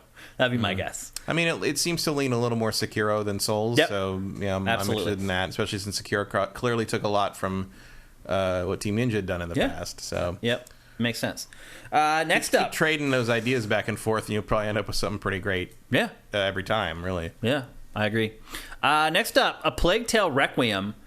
A lot of you guys may have totally blown this game off. I kind of expected to be out by now, but I guess it's coming out on October 18th. Yeah, that's what I thought. But it's this is next gen only, by the way. This is PlayStation 5, Xbox Series X, PC, and Switch somehow. Must be a cloud thing. They did not say cloud. I kept waiting for them to say, and in the cloud on Switch. It just said for Switch, which I'm like, okay. All right. But this game looks awesome. Everybody going to be made out of 3 polygons each or something. I think you guys might want to recalibrate the rest of your year at this point, because a lot of the big games are not coming out, and you need to start looking at games like A Plague Tale Requiem. Well, also, the first one was great. It was great. One of the more underrated games from that generation. Even if the fall was crowded with great stuff, you should still be looking at this, because the first one was very, very good. I would recommend big surprise on Sifted.net to follow this game. Go to its game page and just click the little gear next to its title. I think Plague Tale's on sale or something right now. I think the original. Yeah, I think Innocence. I would definitely play the first one in preparation for this. Yep. I'm planning to replay it because I never finished it. And we got a lot of information about this. Finally, I mean, the game is coming out now in 2 months, so it's good to get some information. Or a month. Well, October 18th. Month and a half. Yeah, it's set a few months after the end of the last game. And the last game took place in the 14th century, if you don't remember. Basically, a brother and sister team, Amicia and Hugo, they head south to try to get away from the plague and the rats. The brother, Hugo, claims that he can see this mysterious island, and then the plague awakens in him, and the whole thing starts all over again. They had gotten away from the plague in this new kind of hamlet. He has this dream of this island. He wakes up and the plague ignites inside him, and suddenly it's spreading all over their area that they had kind of found this safe haven. So they continue venturing south to try to find this mysterious island, because they think it's going to be the place where they find the cure to this horrible plague that Hugo has. So it's kind of like a buddy cop story with the sister and the little brother. There's a lot of co-op stuff going on between the two of them. As you can see here, they do find allies that help them, but it is going to be a little bit of a escort mission, the game type thing, where you're kind of taking care of your little brother the whole way through. Well, there was some of that in the first one, and the brother was pretty self-sufficient. That's good. There's a crossbow that you can use to remove armor from enemies. There's stealth kills. There's flashbangs. There's whips. There's crafting. Hugo, the boy, eventually gets rat abilities. He can see through walls. He can control the rat swarm. Famous rat ability, seeing through walls. He can see through exactly. He can see through the walls. He can control the swarm and sick it on enemies, which is pretty awesome. But what I gather from this trailer is it seems like those moments are like cinematic, where they're just like these preordained times. And because after it happens, he's like debilitated and weak. So it's not like something where you keep using it over and over and you can keep spanning like the rat swarm, which would be awesome. Hopefully in the third game we get something like that. The faces are very impressive. Yeah, the game in general looks great for what is really an indie game. They've done a really good job on it. I think it looks amazing. And this is the controlling the rat swarm, which I was just talking about. I don't know. I'm pretty excited for this game, Matt. And part of it might be that, lowered expectations because so many other games have been delayed, but I think this game is looking hot. Like, it's one of, I think, the most anticipated games remaining in 2022. Yeah. I hate to tell you this, but you should start keeping an eye on this game. If you're interested in playing games throughout the end of the year, this is probably going to be one of those games that's going to fill a gap for you. I would be telling you that even if Zelda was coming out. Yeah. Like, the first one was really good. Yeah, we're big fans of the first one as well. If you go back and watch GameFace when that came out, we were both all over that game and pleasantly surprised by it, probably is the best way to describe it. But yeah, they pretty much laid the game bare here with this trailer. It's a nice 5-minute gameplay focused trailer, and there's a lot, you can't hear it, but there's narration underneath that explains almost everything. So I'm pretty excited for this game, Matt. I think it's looking pretty hot. And again, with the lowered expectations for the fourth quarter of 2022, it's looking really awesome. But there you go. That is coming to, as I said, next gen only. So it's PC, PS5, Xbox Series X, and somehow Nintendo Switch. I am still not 100% sure how that's going to happen. And I agree with you. I think it probably is going to be a cloud game, but you think they would actually share that for its big coming out party at Gamescom, and they did not. So who knows? I think maybe they just figured you'd know. It's like anybody should figure that out. It's possible. Next up, the Dark Pictures, The Devil in Me. This is the next entry in this anthology horror series. It is actually the fourth game in the anthology series and the season 1 finale. So it appears there's going to be 4 games per season. This is the last game for season 1. I would argue that this is the most conventional of all 4 of the games so far. It is basically Hostel. You go to basically a group of documentary filmmakers get a mysterious call inviting them to a modern-day replica of H.H. Holmes' murder hotel. And they get there, and they discover that they're being watched, and they're being manipulated, and then suddenly they're trapped, and there's much more at stake than their TV ratings. Oh, horror, you're so original. Yep. You explore every nook of the World's Fair Hotel using all new features. And so here, finally, the franchise is expanding out to be a little more interactive, and I think that's a good thing. You'll be able to run, jump, and climb.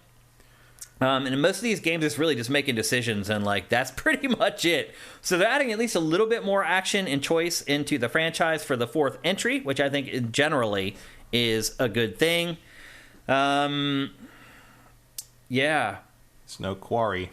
But eventually you end up getting trapped in killing rooms where your own death is by the killer's design. So basically they're like escape rooms, part of the game, where if you don't escape, you die. AKA Hostel. If you haven't seen the Hostel movie franchise, that's basically what it's all about. It will have a 5-player pass the gamepad mode.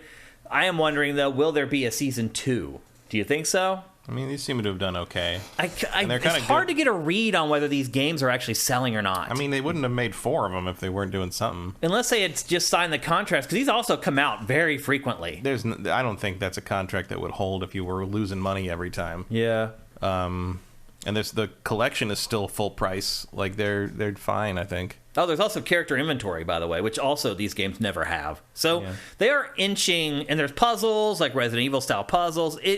They are inching it towards. Yeah, well, some of this seems to be like they've used some of these as like test beds for the ideas they have in their bigger games, like The Quarry. Yeah. Yeah, sure. I haven't actually played any of these, but I've thought about it. I thought about it because like, you can get the first 2 for like $3 each or something. Yeah. After playing the Quarry, I'm more interested in games like this now.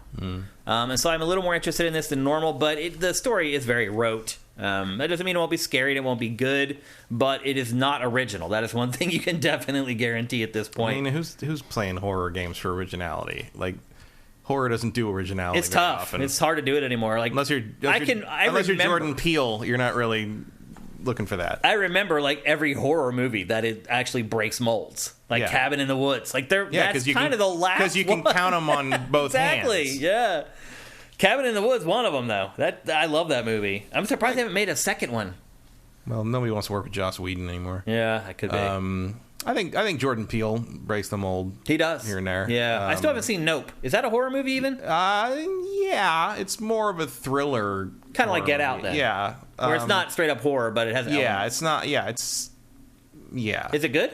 I liked it a lot. Yeah. I think Get Out is still his best, but I did like it very much. I mean, he's that man is on track to be one of the best horror directors of all time. Who would have ever guessed?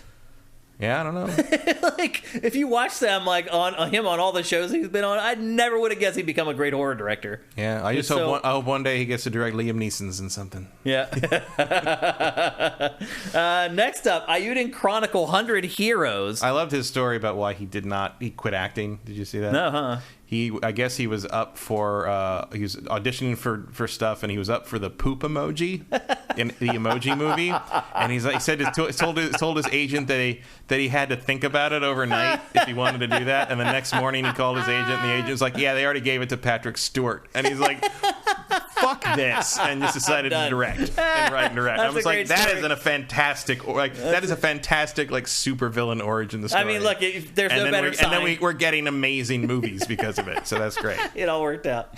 Next up, Ayuden Chronicle 100 Heroes. You may remember Matt and I talked about an Ayuden Chronicles game not that long ago on GameFace because it was this weird thing where they got a metric ton of Kickstarter money for this, 4.6 million USD, when they were only asking for $500,000.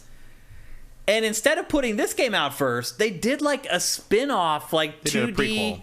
Yeah, like a prequel spin-off that's different than that was pretty good. Yeah. But even when we were talking about it, I'm like, why wouldn't they just finish the Ayuden Chronicle game that everybody paid them for before releasing the spin-off? It was very weird. It almost felt like they knew this wasn't going to be done for years. Yeah. And the other could be done real quick. Well, now we know this is coming out in 2023. Mm-hmm. It is built by an all-star team of developers. Maybe they'll get purchased by Sony, who used to work on the Suikoden franchise, a legendary RPG franchise. A lot of people have been begging to come back, and it just won't. Mm-hmm. Because Konami... This is about as close as it's going to get. I mean, Konami owns it, so yeah, you're never going to see that shit again. You don't think we'll never see it? Suikoden? Yeah. Not even like a mobile, crappy knockoff? No. That's a shame. Konami? Are you kidding? Yep. I mean, I would love to see a Suikoden like collection like on the level of what the Ninja Turtles thing that just came out from Konami, but like I don't see that happening. I mean, I would still rank Suikoden 2 as one of the greatest RPGs of all time. Yeah. Yep. I played it a few years ago. It holds up. Yeah. It's still good. Well, and this is great. I mean, I back this. I back this at almost the maximum. Like, no, not like the thing where you pay $700 to be a character in it or whatever. But right. I got like the big deluxe thing because I'm like Suikoden. Yeah, like this is one of my favorite series of all time. And the thing is, this game looks like Suikoden. Oh yeah, like right down to the hybrid animal anthropomorphic things, the and art style, the way the camera is working. The angle of things. Now that only used to work in the OG Suikoden games. That was only in the combat, right? It did a little bit in the overworld, but not too much. Usually the overworld was pre-rendered 2D graphics, and you move the sprites around on it. Yeah. For the big stuff, they do stuff like that bridge shot. Yeah. Like they would do some stuff like that. Suikoden 2 has a couple of those. But usually it was like when the big characters faced off against. It wasn't common. The whole game is like this though now. Yeah. So this is more because you can do that now. Yeah. There's a lot more. It's kind of a companion piece to, I'd say, the art style of. What is that? HD 2D, the thing that like the Octopath Traveler team 2.5D or whatever. No, they call it like HD 2D or something. Oh yeah, I know what you're saying. The Octopath Traveler triangle strategy. All of that whole stuff. Whatever you want to call it. It's not. They're like two separate franchises that look the same. Yeah, but it's the same team, and like I think Square Enix calls it HD 2D or 2D they have a name or for something it. like that. Yep. But it's that sort of look, and I like that look. For the most part, I like that look. pioneered, actually, I think, by Xenogears on the PS1, which had 3D environments and the 2D characters and looked awful. But, like, you know, you're not dealing with the PS1 hardware anymore, so you got something that looks pretty cool, I think. Yep, as you saw in the trailer, there's over 100 playable characters. That's another big element from Suikoden. Gotta have 108 stars of Destiny or whatever. I don't know, nebulas of fate. Like, I'm sure they'll call, you know. I expect this to be almost a 1-to-1 with the names changed kind of Suikoden formula, which is what I'm people absolutely want. fine That's what people with. pay for. That's why they got $4.5 million to make the game. Yeah, it's like, and isn't that so weird? It's like, clearly there's a demand there, and Konami, it just will not fill. Same thing with the Bloodstained thing. Let's be honest, though. If Konami funded development of this, it would cost way more than $4.6 million. Maybe. I mean, it is a little interesting how... I mean, I'm sure this costs more, too, but they had investors that were contingent on getting the Kickstarter money. That's it is interesting, though, how when the chips are down, somehow developers find a way to make games a lot more cheaply than they would if they were working for a publisher. But well, part of that is because if you're working in a company that's just made up of the developers and maybe a couple people running the head, like, that's a much leaner and meaner organization. You know, you don't have to have all the overhead that a big company would have, and you know, there's no efficiency there with, you know. And with Konami, you'd be dealing with a company that doesn't even want to make the game in the first place. So of course you're gonna have a problem. You know, it's silly. You know, and I'm sure when you're looking at that amount of money, even if you're looking at that amount of money as revenue alone, I'm sure they're making more than that in 6 months on their, you know, if they made like a Suikoden Pachinko machine. So what do they care? You know. Yep. It's just, you know, there's kind of a let my people go element to that, where it's just like, give Suikoden to somebody. I mean, you don't even really own it. It's a legend. It's a Chinese legend. Like you know, just let them make the game. Like, you don't. What are you going to do with a Suikoden license? Come on. It's a good question. Yep. Although to be fair, the last few were so uneven that I could see them wanting to make a clean break. So yeah, and this way the people making it own it. Yeah. Yep, it's true. And then the last game, and this is just me being selfish, that we're going to talk about here from Gamescom is NHL 23. It's coming out October 14th, so not long to wait. And yes, Vincent, I did see and backed the Wild Arms and Shadow Hearts successors on Kickstarter. Okay. Love Shadow Hearts. Like Wild Arms. NHL 23 is coming out October 14th. It is having a much bigger focus on women's hockey. It's actually going to have a mixed women's and men's teams in Ultimate Team. Also, it's going to include cross-platform matchmaking for the first time, at least for players from the same generation. And that is in hopes that there will be a bigger pool of players to play Ultimate Team with, because that's their moneymaker. And right now, not enough people buy NHL each year for there to be enough people who stick around playing Ultimate Team for the long haul. So they've struggled having enough people to really make Ultimate Team what it should be, and therefore generate as much money as they can from the game. So they're fixing that with the new matchmaking. They've also added some stuff to the gameplay. They've added like 500 new last chance puck movement gameplay animations. Basically, after you've been checked, it used to be in the past in this franchise, once you were checked, you were just done. Like, you couldn't continue controlling your character, like you went through a canned animation. Now, after you get checked, you can actually still maintain control of the puck and actually make a move afterwards, which is a big deal for people who have been playing this franchise for a long time. Holy puck. Yeah. They've also overhauled the strategy system, which allows you to easily game plan and fine-tune your playmaking skills. So not a lot of huge changes coming for NHL 23. Also, this trailer is terrible. It is like the most gratuitously... This is a trailer? Yes. I know that girl right there, by the way. That's Marissa. She used to work with... Was she on Electric Playground? Yeah.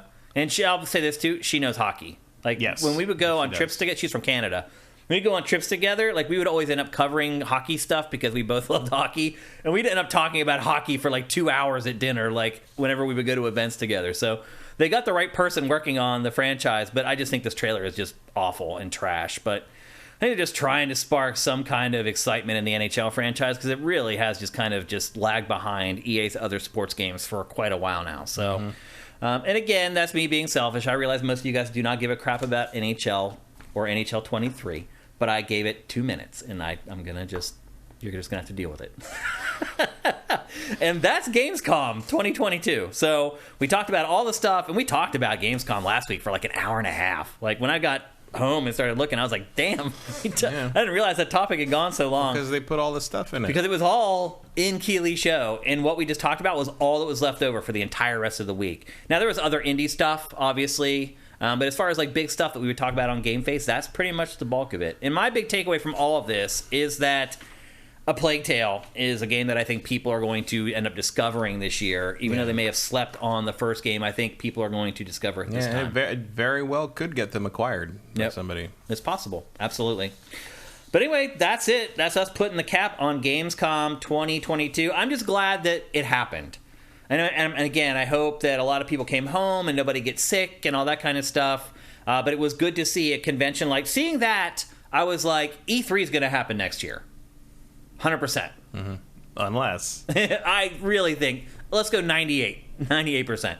It was very comforting to me that a lot of the big tentpole events that buoy the video game industry are actually going to return in 2023. And I think even PAX is like about to happen here soon as well. Yeah, so PAX is supposed to be good. Tokyo Game Show is about to happen soon. So it feels good to see the industry, at least this part of it, start getting back into the cadence that we've all known and I've known for the last 20-some years of my career. So it's good to see everything getting back to normal. And again, I hope everybody who went to Gamescom is healthy and happy that they went and they had a good time. Okay, let's move on. We're going to talk next about a game that Matt has been playing this week, and I have not been playing. Because you're not in the beta. I'm not in the beta. For the single-player action RPG. Which is very weird. That like hardly ever happens. But it is Steelrising, and a lot of people have compared this game to Bloodborne. Matt, would you agree with that? Yes. Yeah? Unfortunately, yes. Unfortunately, yes? Yes. I mean, we knew from like just the preview stuff that there was clearly Dark Souls Bloodborne influence here, but I was hoping they were going to be incorporating kind of the Bloodborne influence into into the BioWare RPG sort of style they've done for years, and they did not. This is a straight up Souls game. This is a Souls-alike by spiders. Spiders, our buddy Spiders. Spiders, who made Greedfall and the Technomancer. And what I finished the beta, and what I can say is it is extremely unfortunate that someone at Spiders said, hey, for our next project, why don't we do something that focuses entirely on combat, our absolute weakest element of game design. Because, wow. I am no stranger to Souls games. Mm-hmm. This is an aggressively mediocre Souls clone. There is a lot of Bloodborne in it, like the art direction, like with the way they present it. Most of the NPCs you talk to during the levels are hiding behind doors with lights on them and kind of doing the same Bloodborne thing where you just talk to people and give them things and they give you things back. And you're going through like abandoned streets in a ruined city that is supposed to be Paris most of the time. But there is no real there's no story to it. There's a story, but it's like between levels you have a little conversation with someone, and sometimes you get to pick dialogue options, but you're not picking dialogue options to decide how your character behaves. You're literally just go through each one, and once you've done all the dialogue options about different subjects, the game continues. And it's just like the combat, it's functional, but it's got that same kind of mushy here and too stiff here feeling that there's Spiders other games have had in the combat. And other like the combat in Greedfall is not amazing, but I'm willing to put up with it and get through it to sort of see the story unfold and the character stuff unfold. That's not here. It's a Souls game. The combat, the action is its own reward, and I don't find the action in this game particularly rewarding. And by the time I got to the end of the beta, I was pretty proficient in dodging around things, killing. The Souls. I'm using my Souls thing. It's fine. But my problem with it is why would I play this half-baked bullshit when I could just play Elden Ring, which also came out this year? I have the best of this subgenre available to me at all times. Why do I want to play this? Why wouldn't I want to play what Spiders does best, which is that old school BioWare RPG that they've slowly been honing better and better over time. And instead they took a pit. I'm sure Greedfall 2 will be that, but they just took a pit stop to do a Souls clone. And I'm going to have a very hard time recommending this to both people who love Souls games and people who loved Greedfall. And why doesn't Spiders... It's been blatantly obvious for years that they just need to hire a combat guy. I don't know. I mean, it has been a common criticism of Spiders games since we launched Sifted. Maybe they did. But they hired the wrong guy. But I mean, the combat in this is probably the best they've ever done. But it's still not up to the level you need to be at to support a Souls game. Yeah, you know what I mean? Like, yeah, it has to be exact. Consistency is key in these games, and I don't know what the hell is going to happen. Even when I face off against the smallest of these guys. By the way, there's like 5 enemy types in the beta. It's the first 2 chapters of the game, which are not designated as chapters, but there's no real open world to this. It's not like Dark Souls where the whole world is interconnected and everything. You complete a section and then you travel to another place. And then those places you are going through sort of a little maze and unlocking shortcuts back to like the bonfire equivalents. You know, I mean, it's the exact same thing. It's literally Dark Souls. It's just, run around, you unlock these chambers that like you can be repaired in, and it restores your oil, which is your health, and there's consumables, but there's also renewables, and while you're there you get souls, and you can spend the souls to upgrade the character. The 4 classes you pick from the beginning do not matter, just like Dark Souls. It's literally just what weapon do you want to start with and what stat boost do you want to start with. Otherwise, as you upgrade, you can get all those weapons later, and you can switch and upgrade different stats however you want. The one thing I will say that's different that I appreciated is that you are not trapped in boss rooms. If you die in a boss room, you just go and grab your stuff and leave and continue to grind if you need to, as opposed to like Dark Souls where you usually have to go through the boss door and you're trapped in there unless you pick up your souls and do a homeward bone to get out. So I appreciate that that's a little easier in that regard, but it's harder in the sense that the combat is just mushy and weird most of the time, and there's things where like the bosses tend to be covered in like weird electrical things, and a lot of times you can't see what their animations are doing, and so like that's kind of a problem in a Souls game. So because you do have you have blocking if you have the right weapons, but that takes a lot of stamina, and you want to usually do dodge moves. Like the first boss, like all you need to do is dodge behind them and you're gonna win, but at that point you're not doing a whole lot of damage unless you pick the damage class, so it's gonna take forever. It took me almost 10 minutes to kill him. Wow. And it wasn't hard, but it largely wasn't hard for me because I've played so many of these games. If I was someone who liked Greedfall or the Technomancer and was like, oh, they're making a new game and this setting looks really cool, I'm gonna play it because I like their stuff, I would be bewildered by what I had started to play at that point. Because it's just Souls. It's just if you don't know what a Souls game is, you're not going to know what the hell you're doing or why they're doing what they're doing to you. And if you do know Souls, you're just going to be like, this is not very good. Like it's. Do you not think that people are ready for something post Elden Ring? Do you not think people are ready to move on, or do you think I think people are like, I'd rather just this. play it a 4th time instead of playing this? I think first off, the streaming community just wants to play Elden Ring a 50th time. Second, people got higher standards than this. I think if you love Souls games, like this is not very good. You played Technomancer. Yeah, you know what I'm talking about. I played it the whole way through. It's not that far off. I still don't know why I played it the whole way through, but I did. It was like 50-some hours that I spent on that game. Technomancer has a pretty compelling sort of world and story. And this has an interesting world, but I don't care because it's all it's just that you're just fighting the same like automatons over and over. Aren't they? They almost look like they're like marionettes or something. No, they're like, what are they? They're wind-ups, basically. This is clock punk, basically. I will say this. You're going to hate this game. You are going to physically hate. This is the least forgiving stamina bar I have ever seen in a Souls game. Oh, forget it. Even I had to adjust my combat style, and I started with a character that started with bonus vigor, which is what gives you the stamina. I had to upgrade that a couple times to get enough stamina to really work with it. And in a little demo. Yeah, well, it's not a little. I mean, it's a decent length. How long was the? It took me like 2 hours. Oh, okay. My biggest problem with it is you can't import the save, so I got to start over. So wait, does the beta start at the beginning of the game? Yeah, as far as I can tell. Yeah. Okay. So It's just the first 2 chapters. Yeah. So you escape from like the little chateau place that Marie Antoinette is being held more or less captive in, because the king has sent these marionette souls. I mean, they do look at marionettes, but they're powered by some kind of like magical energy that self-winds them. It's creepy. The stamina bar, in fact, is literally representing the overheating of the clock. No, the overheating of your little like clockwork engine. Oh, okay. And so here's the saving grace of the stamina bar.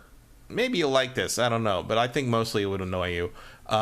If you run out of stamina, then you get kind of a ghost stamina bar that starts to like drain. And if you hit the Y button on Xbox anyway, you hit the Y button. You get that much stamina back, however full the bar is. You just get a little frost meter fills up, and if you do that too many times, you fill the frost meter up, you get frost damage because you're super cooling your motor basically. And if you freeze yourself, you're frozen in place, you take a little damage, and then of course if you're frozen in place, the enemies are going to be hammering on you. No, I do not like that, Matt, at all. I think that's horrible. And running out of stamina is bad enough in these games, let alone freezing in place. But you can get like probably 2 fast recharges out of it before you freeze in place. Okay. So it's basically you can't overuse it. Gotcha. So you're keeping an eye on that stamina bar real tough. Yeah. And you're going to get... There's not a lot of feedback when you get hit sometimes, especially if you're in mid-combo. There's a whole weird thing where, like, to block, if you have a weapon that has a block feature, they don't all... Because two of the classes you start from have blocking weapons and 2 have, I think, ranged weapons. And I haven't really messed with the ranged stuff so far because it uses ammo, and I don't like using weapons that use ammo in these games because I like to, I use them for like sniping guys out of trees. Right. I don't use them for like regular weaponry. And you have just like Dark Souls, you have a light and a heavy. However, the heavy attack is always a charge attack. So you can hold it, you can hit it and just do the thing. But what you really want to do is charge it up and hit them with the charge to knock them down, and you get a little bonus damage when you knock them down. They also have a stagger meter. If you hit them enough, you fill up this little diamond on them when you're locked on, and if they get staggered and you get to a critical hit. You can also sneak up on them if you're locked on and they don't see you. You can sneak up on them, and the diamond like kind of target marker will turn red. If you hit that, you do like a special move that will usually one-shot them or at least get them knocked over and take a lot of life away. And you can even I did that on a boss once, and it did take a pretty good chunk off him because it was not a boss because the bosses show up in big cutscenes just like but if you die and come back, they're usually wandering around their area, and sometimes you can sneak up on them. But their health is all refilled again. Oh yeah, it's all back to them. It's just like Dark Souls. As soon as you rest, it all comes back. So there's stuff like that, and you have to upgrade. Use the soul. I'm surprised you don't like it at all because it's not good. Yeah. But you're right, it does all come down. The combat sucks. Yeah. Like, without I don't that, like it. Everything else doesn't matter. We've already played the best Souls game this year, probably. It's Elden Ring, I would think, for most people. Yep. And even if you don't, most people are going to say Bloodborne. And this is not on Bloodborne's level. I mean, it is taking a lot from Bloodborne, but it is not on Bloodborne's level. And it just feels like a waste of time to me. Like, I mean, visually it's cool. Like the design is cool. It does look a lot like Life of P now. I will say that the gameplay footage of Life of P looks like a much more solid combat system than what this thing is doing. It does, yeah. I just don't understand who it's for. Like Souls fans are going to have a higher standard than what this game is meeting in terms of the combat design, and fans of like the BioWare RPG stuff that Spiders has done in the past are going to be completely alienated by this. Yeah. So I don't know who this is for. So I know it's not for me. I can tell you that much. I came away from this very disappointed.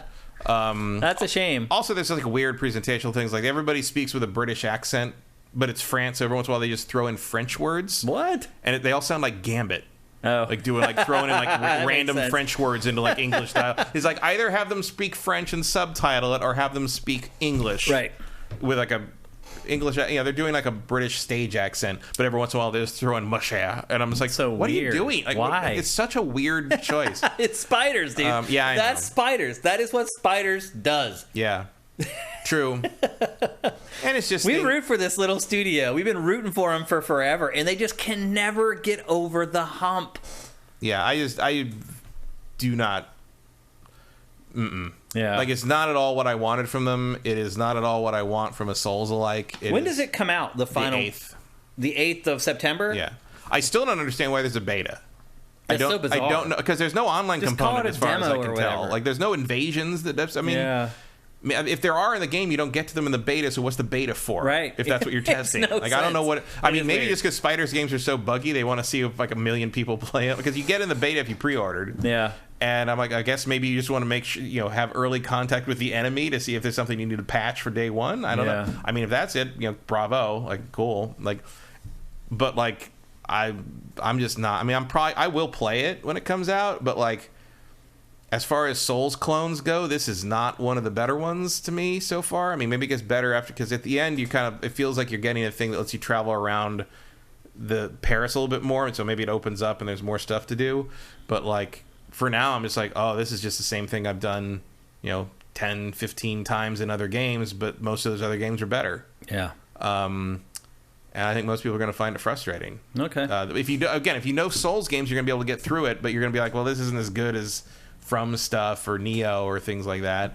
And if you don't know Souls games, I wouldn't want you to have to learn on this game because it really does feel like it expects you to know what these games are. It doesn't really explain itself tremendously well, which is again a Spiders tradition. What platforms is Steelrising coming out for? I want to say Xbox, PlayStation, and PC. Is it both gens? Is it PS4 and Yes. PS5? Okay. Yes.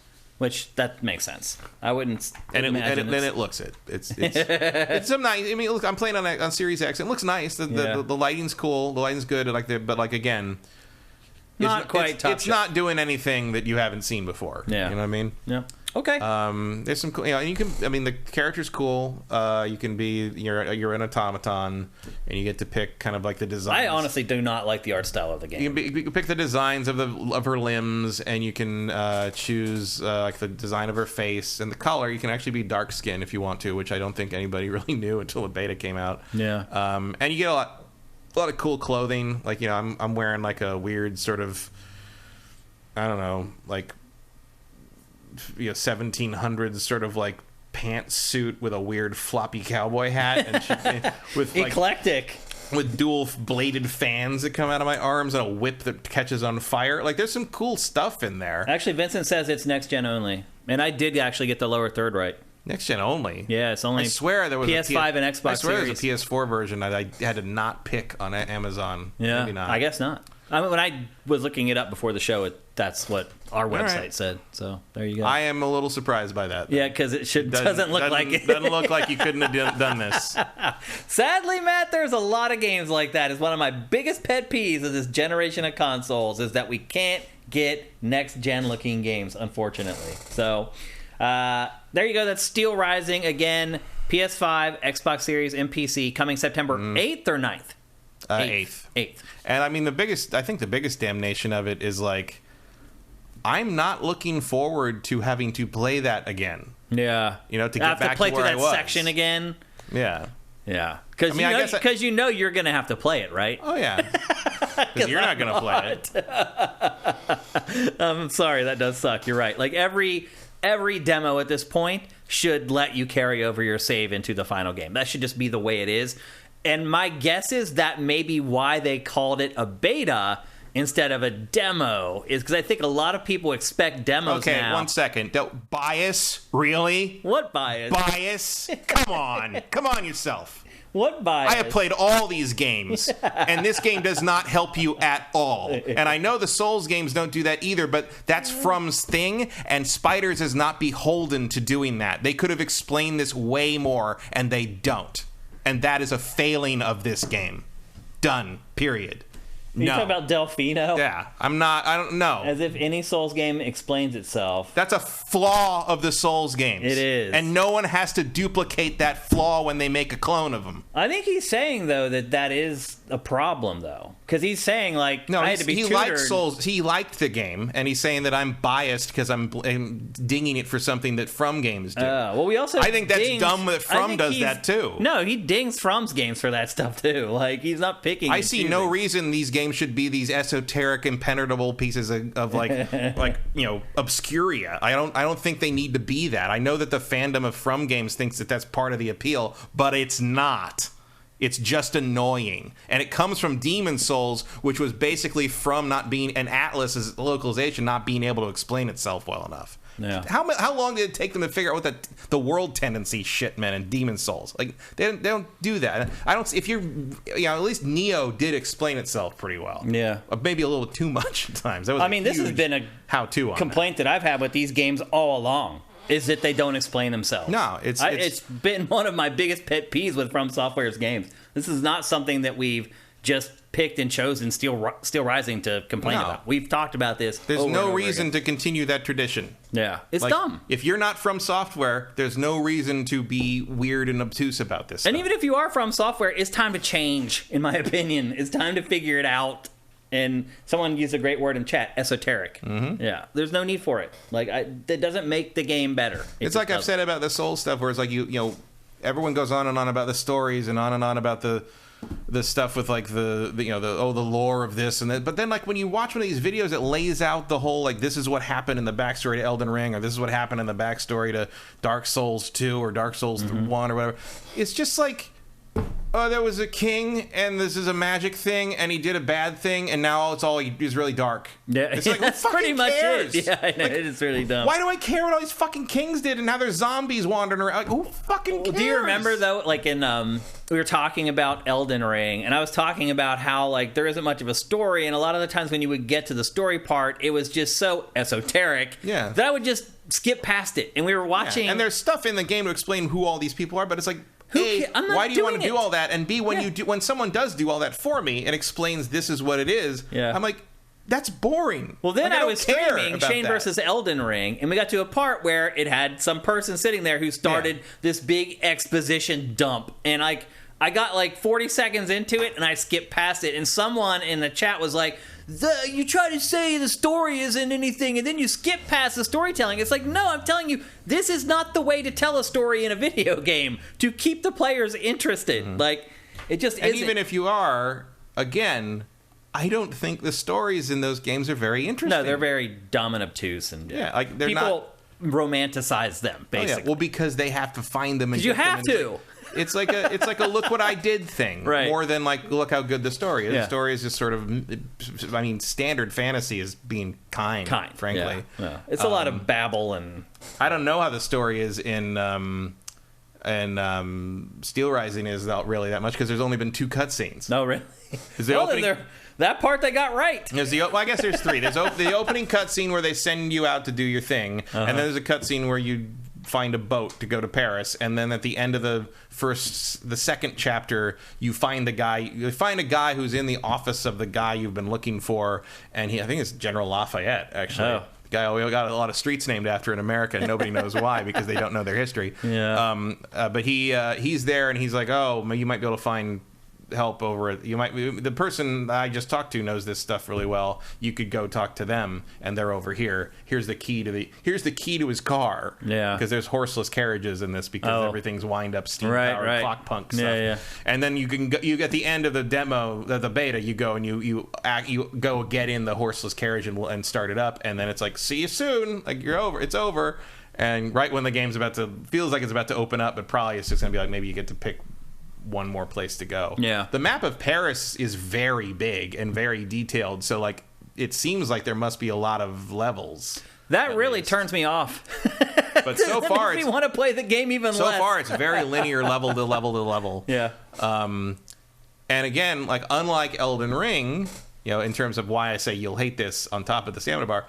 Unlike Elden Ring, if you're stuck on something, there's nothing else to do. There's nowhere else to go. It's classic. That's a deal breaker. It's classic Dark Souls design, where like deal breaker. You have the next thing you have to, and of course these areas are so much smaller because there's only so many. There's even in Dark Souls, there's other places you go. You could skip things. Like as far as I know, there have not been any ways to skip things in terms of big fights with things. Right. Dark Souls, you kind of wend your way around and come back the other way. And right. Somebody else did this boss because they turned right away, and now you went left and you didn't fight that boss until like an hour later, kind of thing. Yeah. That doesn't seem to be the case in this. It's just like the boss is over here, and you got to go through him. And if you can't do it, you're just going to have to grind until you do it. So again. Not only is it sort of mushy and annoying combat, but it's also kind of archaic level design by modern Souls, the opposite of what we saw with that Team Ninja game, where they were sort of anticipating where Sekiro and Elden Ring were taking the subgenre.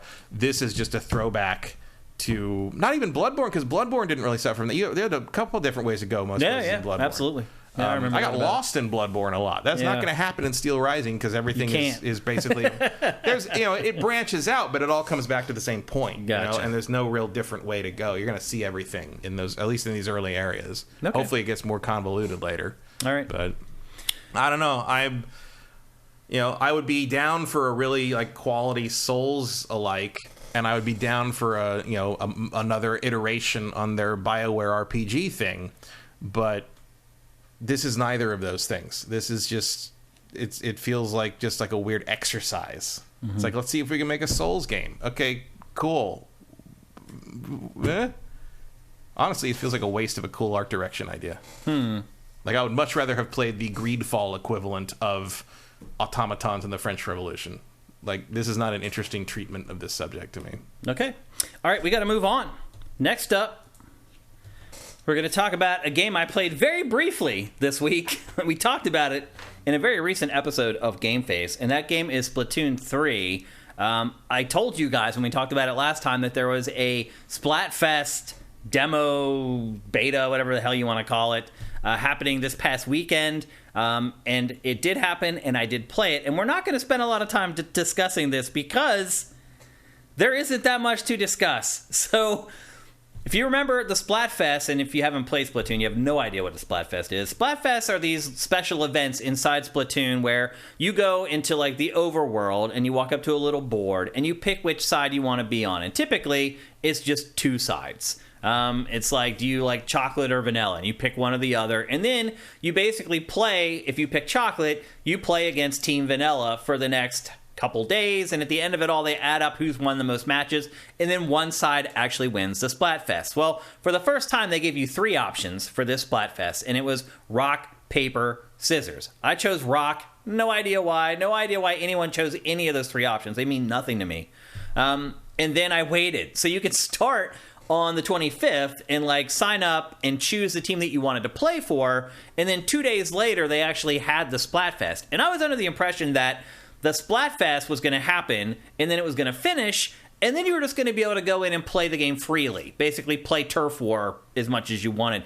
That was not what happened at all. On the 27th, the Splatfest went up. It lasted what seemed like 24 hours or less, and then it ended with Rock winning. But I did get to spend at least a few hours playing the Splatfest before it went away, and I honestly cannot hardly see any difference in Splatoon 3 from Splatoon 2. It was so bad that when I went back and tried to play it the next day, and it was already taken down, I loaded up Splatoon 2 to play it back to back to see if I could not tell like any difference between the two games. Now, there are two new moves that you have inside Splatoon 3. There's like a quick turn, and then there's a new way to like scale walls, because one thing you can do in Splatoon you can't do in other games is you can spray a wall with the ink, and you can travel up that wall inside the ink. And that is what really makes Splatoon different from all the other shooter franchises out there, just traveling in the ink in general. And I'll be honest with you, I struggled to find any changes to this game at all. Like, I never got to play any of... There's also one of the new features is 3-team turf wars. Usually it's just 2. So you have one team on one side, one team on the other. Whichever team manages to color the level with the most of their ink wins the match. And in the new game, in Splatoon 3, you're supposed to be able to play with 3 teams. Now, I could see the option in the menu that was grayed out, but I was never able to play it. So once again, I was just playing these head-to-head matches in Turf War like I've been playing in Splatoon 3 or in Splatoon 2 and the original Splatoon for years and years now. So really, if you want the truth, I'm very disappointed in Splatoon 3. Like, I really struggled to see how I could recommend the game to somebody who has already... Oh, my watch is listening to me. How I could recommend the game to somebody who was already... had already played the first 2 Splatoon games. I really struggled to find anything unique, or the graphics don't look any better. In fact, I would argue that the ink actually looks worse in Splatoon 3. It's like it's matte instead of shiny. It doesn't have like a sheen on it like the ink does in the first 2 Splatoon games. The whole game just kind of looked flat to me. The other thing that was in it that was different was your supers. So the way Splatoon works is after you've inked a certain amount of the territory or the terrain in a map, you max out a meter that gives you your super attack. And generally, your super attacks are tied into whatever weapon you select. So I always choose a weapon called Splat Dualies. They're basically just dual pistols, and they have a really high rate of fire. And in the past, that weapon is dominated for me in Splatoon. First of all, that weapon does not dominate anymore in Splatoon. There are some new weapons that I have not seen before that now dominate.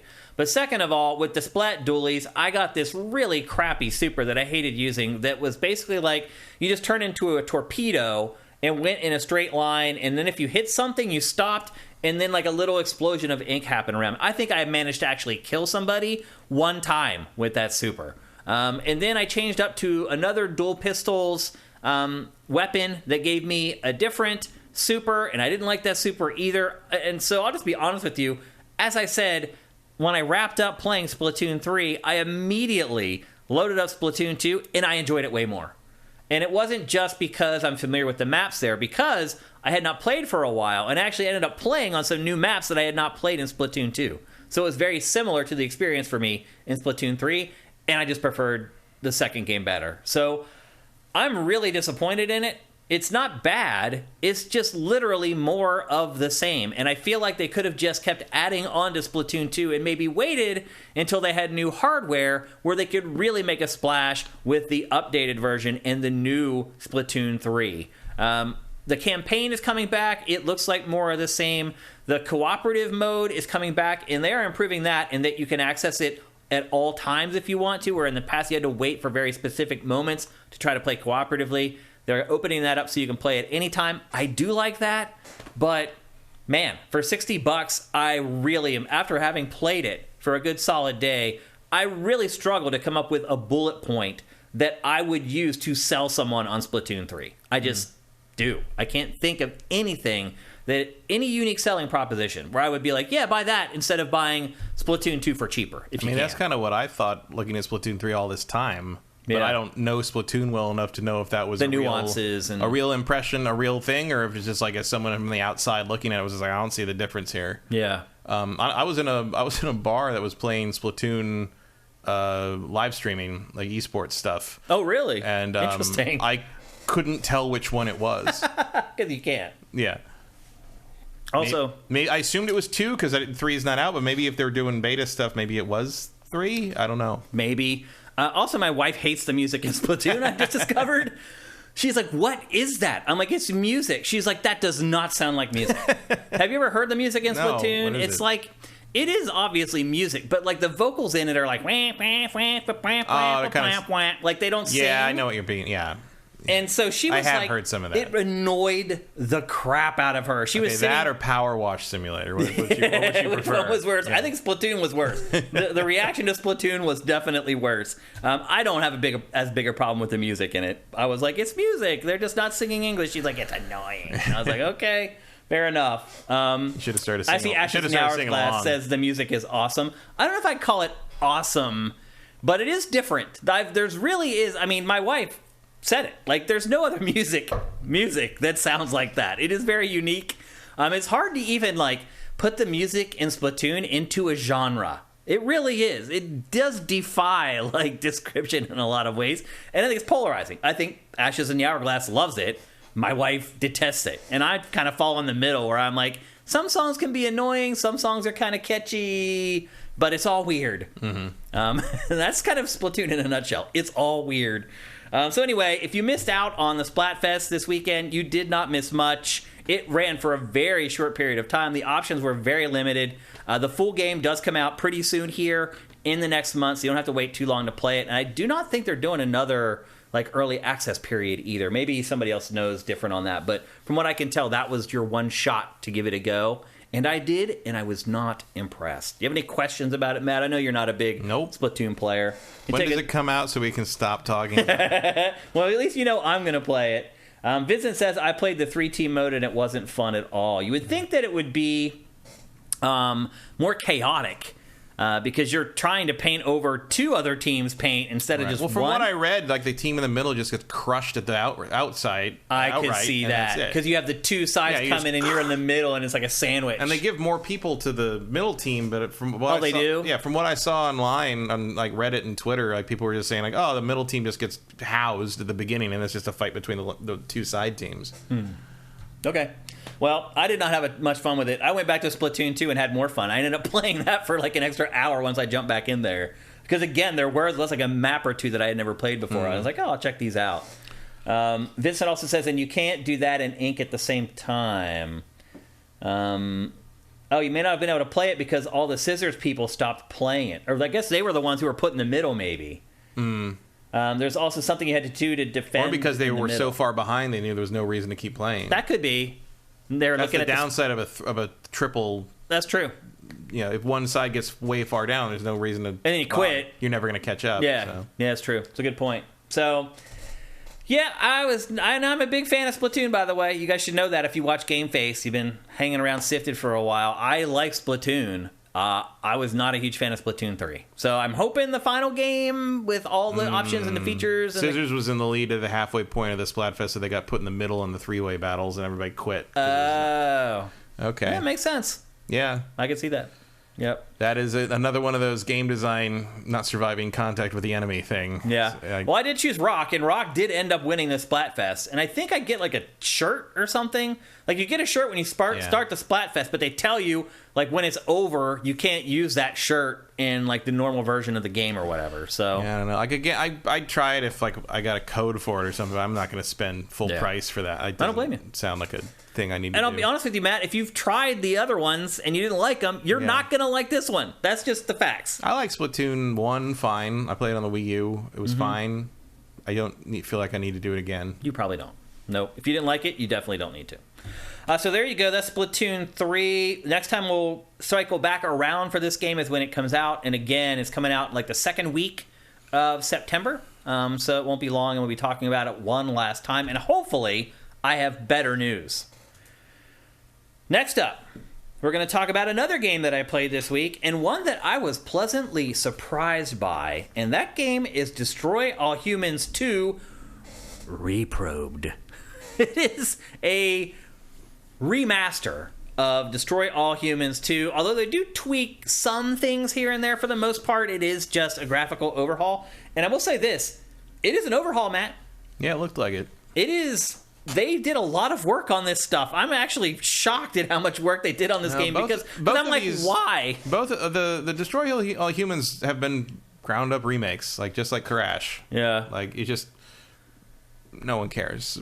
But like they just weren't the popular. I'm amazed they did too. Yeah, you know, like I did play the first one, the first remake. Yeah, yeah, so did I. And I was like, yeah, I was actually pleasantly surprised by that one too. Yeah, they did a good job. There's not a whole lot to the game, in part because of what it was an early open world, and on the heels of GTA 3 kind of thing, and it's not a whole lot to do, but like it had a personality. It was memorable for the most part, with the theme and the kind of the grossness of it, where there's a lot of like gratuitous violence because all the open world games had to have that because of GTA, and it was fun. The guy doing the weird Jack Nicholson alien impression. There was some stuff there. I never played the second one back in the day. But I played the first one and then didn't make it too far in the second one. The first thing I'll say, Matt, is that this is a vast improvement over the first. Like, they made the game way better with the second game. The other thing I will say is I enjoyed playing this more than I enjoyed playing Saints Row. I hate to admit it, but I did. And I'll also say this, Matt. We were done with Saints Row. Yeah. When we talked about it last week, we did not realize it. We were at the end of the game. If you went, I went and finished Saints Row. I had to play an extra hour and a half. Wow. So that point that we talked about last week, where you have to go back and finish at least 2 of the criminal enterprises, once you do that, you get to the point of no return. It says there's a party. If you go to this party, there's no coming back, and that's the end sequence of the game. Wow. It ended up being insanely short. So then do they just like kick you back out in the world to do all the rest of the extraneous stuff you haven't done And the crazy thing is, Matt, there's only, once they kick you back into the open world, there's only 2 missions to complete. And one of the missions is like finish all the criminal enterprises. Right. And that's it. Figures. So that game ended up being pretty damn short. Yeah. That's shocking. Uh-huh. But the plot's all wrapped up. All the story's done after you go to the party and like do the anyway. I would not have guessed that. Me either. We had no idea. No. We were talking about it last week like we were halfway through it. We were done with the game, Matt. It's crazy. But anyway, I have enjoyed playing this more than I enjoyed playing Saints Row. Now, obviously, they're different games. And the other thing I would say, Matt, is I have a new appreciation for the earlier open world games after playing this, because the worlds it is an open world game, but the worlds aren't like gigantic. They're big, but they're not like overwhelming. Like you actually learn the area. Mm-hmm. Like it wasn't like I'm having to follow like a waypoint and the game gives you waypoints to send you from one mission to the next. I was thinking about that playing Saints Row at one point where I was like kind of like getting back to the home base early on. I was like, where is it? I'll just put that on the map. Yeah. I was thinking about how when GTA 3 came out, like there was no GPS. There was, all you had to do is pull up the map and look at it to figure out where you go. And like we learned the streets of that city. Like I could drive anywhere in that city. Yeah. Like, if it's over there. Okay, I can get there. I know over here. You take a left. You go this way. It's a dead end. So you got to go this way and take you around. That'll get you to the bridge. Like we became taxi drivers basically in that game. And like that doesn't. And part of the reason you're able to do that is because of the size of the world was just big enough to be big, but not big enough that you couldn't keep track of everything. Yeah. And like imagine trying to do that with like Ghost Recon or something. No, I know. Or any open world game anymore. They're all this way. They're just too big. Even GTA 5 is too much. Like you get a jetpack in this game immediately. And that jetpack, like, it's awesome. It works great. It's intuitive. It's easy to use. You can jump across the top of the buildings. You get to the top of the building and you can see the whole world. And there was a time when you could do that in Saints Row. Right. Not with a jetpack. You just jump to the top of a building or fly or whatever. Yeah, so you start this and it's in San Francisco. There's like 5 different cities and they're all like knockoffs of real cities in the United States for the most part. And like you get up on top of a building, you're like, there's the Golden Gate Bridge, there's the Golden Gate Park, like there's the Presidio, like you see all the and you immediately know how to get around and get places without having to look for a waypoint all the time. Like there's something to be said for these earlier games where the worlds just weren't overwhelmingly large. At least I think after playing this, I feel that way. The plot of this game picks up right after the end of the first one. You play as Furon, or whatever the hell his name is. And it's set kind of in the 60s. Like, in this first part of the game, you're in San Francisco, so you're constantly dealing with hippies with the last name like Bongwater and stuff like that. Yeah. And the first one was all 50s stuff. Yep, and they all talk like they're burnouts or whatever. And they do a good job. Like, the writing in this is really good. However, the voice actor for Furon is so bad. Which one's Furon? He is the alien, the protagonist. Your guy? Okay. Yes. I thought his name was Crypto. He was in the first one, but they call him Furon in this one. Is a different guy? I think so. He has like a gravelly, like, voice. And I'm like, dude, that is the last voice I would ever guess would come out of an alien. It's just, I found it really annoying and really horribly cast. In the first game, he basically sounded like Jack Nicholson. Right. And this guy's like, find it out at the Golden Gate Park. I'm like, what the hell? Like, who decided on that? Now, the rest of the voice cast is amazing. And the writing, legitimately funny. Like, I had serious belly laughs. Now, this game is, like, ancient. A lot of these jokes still hit. They still landed. Like, they're making jokes about, like, basically the plot of the game is, like, you're trying to get revenge on the KGB in Russia from the first game. And so you have a lot of interactions with, like, Russian KGB agents, and there's all these, like, Cold War jokes that are still funny because we're still dealing with freaking psycho Russia. Like, the timing for this game to come out, perfect.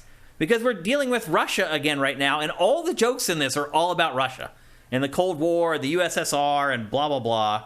But it is set in the swinging 60s in all its chemical-induced glory, so there's lots of moments in this where you get dosed on drugs, and the screen goes crazy, and your perception gets crazy. Yeah, I am ready to not do that ever again in an open-world game. Oh, really? Like, yeah, I find that so boring. I mean, and I can blame most of that on Far Cry. Yeah. But, just we don't need to do that anymore. We don't need to do that again because guess what? It's all been done. Yeah. Like, you're not going to have a new idea. You're not going to show me something I haven't seen. You're going to use the same wavy, weird effect and all the weird color shit. And like, I'm over it. Stop it. Well, there's a lot of that in this. Let's see, the graphics. I'm sure you've been watching this B-roll. This looks so much better than the original did. Every part of it. So, what was the original? Was like a PS2? It is PS2, yeah. Like, even the character model for Furon, he has like those breathing holes now that are animated on like the side of his jaw or whatever. Everything, the smoke, all the effects, all have been redone. They all look great. What I really like about this game is it's an open world game that feels like a Ratchet and Clank game. Like, it's not like a typical open world game where you get like a pistol and a shotgun and a assault rifle and an SMG and eventually you get a rocket launcher. This is like Ratchet and Clank crazy gadget stuff. Like, one of the first things that you get is this gun that shoots music that makes everybody dance, and then if they're dancing, it makes it easier for you to like take them over. As you're seeing, you have the telekinesis stuff where you can pick up anything and throw it. And like a human turns into like a missile when you do that. Like, I thought the combat in this game was flipping amazing, and like something that I have not played in a really, really long time. I feel like everything has become so realistic that all these games are just bleeding together and playing. This is a really good counterpoint to the Saints Row. It is. Like, just why did you make it so boring? Right. I've been having a blast with this game. This game was way ahead of its time. Like, I know people don't think about that when they think about the Destroy All Humans franchise, but give this game a chance, man. I was blown away by the stuff that I did in this in just the first 4 or 5 hours. Like, it just kept continually catching me off guard. They upgrade you with new weapons literally like every 20 or 30 minutes. So you're just always learning something new. You're learning a new mechanic. There's all the weapons that you get that you're seeing now, but then he also has all his like alien abilities, like the ability to take over other people's bodies. Like, you can just take over anyone's body. There's puzzles built around it. So there's sometimes where you need to take over a cop, so you can go and use the cop's phone, or you need to take over the body of a hippie, so you can talk to the hippie guru who has the location of somebody that you're looking for. Like, the puzzles that they work into this game based upon the powers that they give you are also very clever and very unique. I'm very pleasantly surprised by this. I can't believe how much I'm enjoying playing this old rickety game. And it is still a little rickety. Like, there are moments, you may have picked up on them in the B-roll, where it will go to a cutscene and you'll get like a flash frame. Just some random flash frame that isn't even related to the cutscene that you're watching. Like, it'll just be like a shot of the alien just flash, like right before the cutscene starts. Like, there's like hangovers from the old code that they haven't been able to like rectify 100%, unfortunately, for this new version. But again, still pleasantly surprised by everything else. There's all these other elements to it. There are RPG elements where you're gradually like building up your character. You vacuum up humans from different countries and you grind them up into DNA cocktails to upgrade your skills. Like, wacky and avant-garde is the best way to put it. Again, the weapons are inventive and different and unique. Like, every time you get one, you're excited to try it, versus most open world games, you're like, yep, I got a shotgun. I know how the shotgun works. Love the jetpack. Like, there are vehicles, like you get a flying saucer that you can fly around wherever you want, and it has a death ray. And I will say this, the game is really easy. Like, one thing I did was the first time I got the UFO, I just flew around and killed everybody. Because it's literally a disintegration ray. So I went around and blew everything up and then went and parked it and then went through the level as the alien to kind of mop things up. This was kind of where the open world stuff was shifting away from the GTA model and kind of being like, hey, what if these things were just like power trips? Yeah. And, didn't have to be like, punishingly difficult or like weird to control. And so like it was, it was a period of people like kind of breaking away from the idea of how Rockstar made these things. Mm-hmm. And in general, I think that's why the open world genre kind of blew up the way it did outside of GTA. There's so much creativity in this game, is what I'm getting at. Like, it's really a shame how it got lost in the shuffle. You got to remember when this came out, like, this was an era where every month there were like 50 or 60 games being released. Yeah. And things would just get lost. Like, there was just too many options and not enough people that were talking about them, because there were also like 5 mainstream gaming outlets back then. Like, it wasn't like it is now, where you have tons of YouTubers and streamers and influencers who are a lot of times showcasing games that the big boys wouldn't showcase. It just kind of got lost. It's really, really a shame. There are some tweaks to the gameplay. It's not just all visuals. Like one tweak that they've added for this, it allows you to do like multitask, where in the past you had to like choose, okay, am I going to anal probe somebody or am I going to shoot somebody? Now you can use like his alien like sci-fi abilities in conjunction with his guns at the same time. So you can kind of like multitask. You can shoot things while you're taking over like human bodies or whatever. And that does give you a lot more flexibility in how you play. I did have a mission bug out. There was like a kind of a semi-boss fight that happened in stages, and we got to the third stage, and the boss ended up getting trapped behind like a rock or something. And so I wasn't able to finish the battle with the boss, but I reloaded the checkpoint, and that fixed it. Like, he just didn't get stuck the second time. So there are some issues with this. It's not 100% polished, like I mentioned, like the weird flash frames in the cinematics earlier.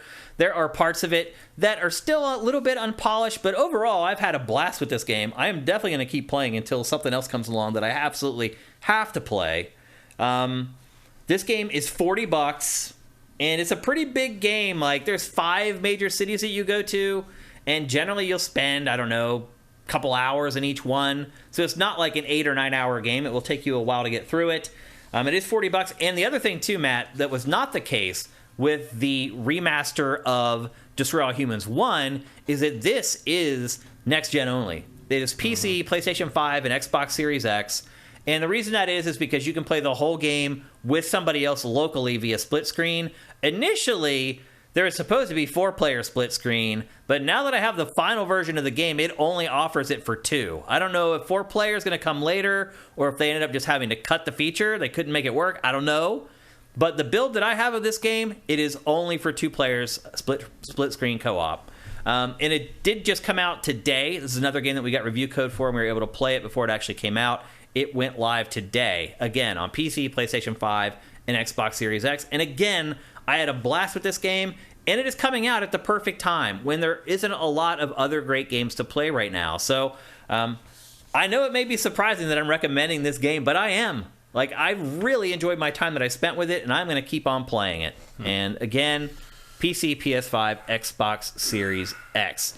At this rate, maybe we'll even get Path of the Furon. Right. Is that the third one? Yeah. Yeah. And there was a Wii one, too. I think it'll depend on how it sells, honestly. Feels like they're warming up to try to make a new one, I would think. Maybe. I mean, it's 2HQ Nordic, so... Path of the Furon was not very good, as I recall. I don't remember. I know I didn't play that one at all.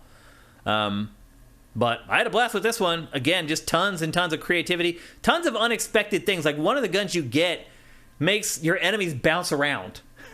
And that's what it does. But as the enemies bounce around, they kill other enemies. But, like, I first used it, and it was like, oh my gosh, like, my jaw dropped. And then I started figuring out how to use it and how to get good with it.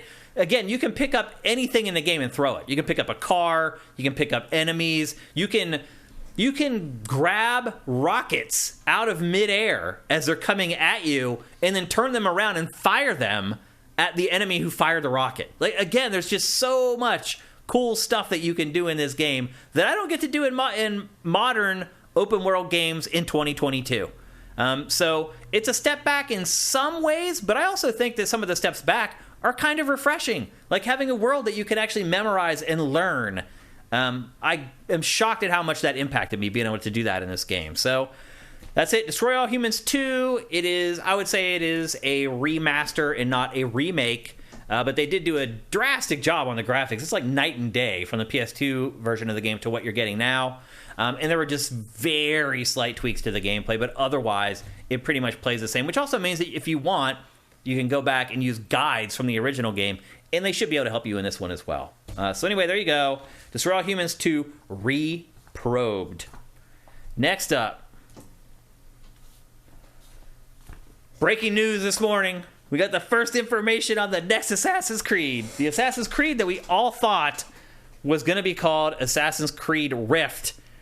Today, streamer Jonathan, and he spells Jonathan with like a 0 for the O and blah, blah, blah. Just if you want to try to find him, we try to credit everybody who breaks news here on GameFace. And so if you want to find the guy who originally broke the information, that's him.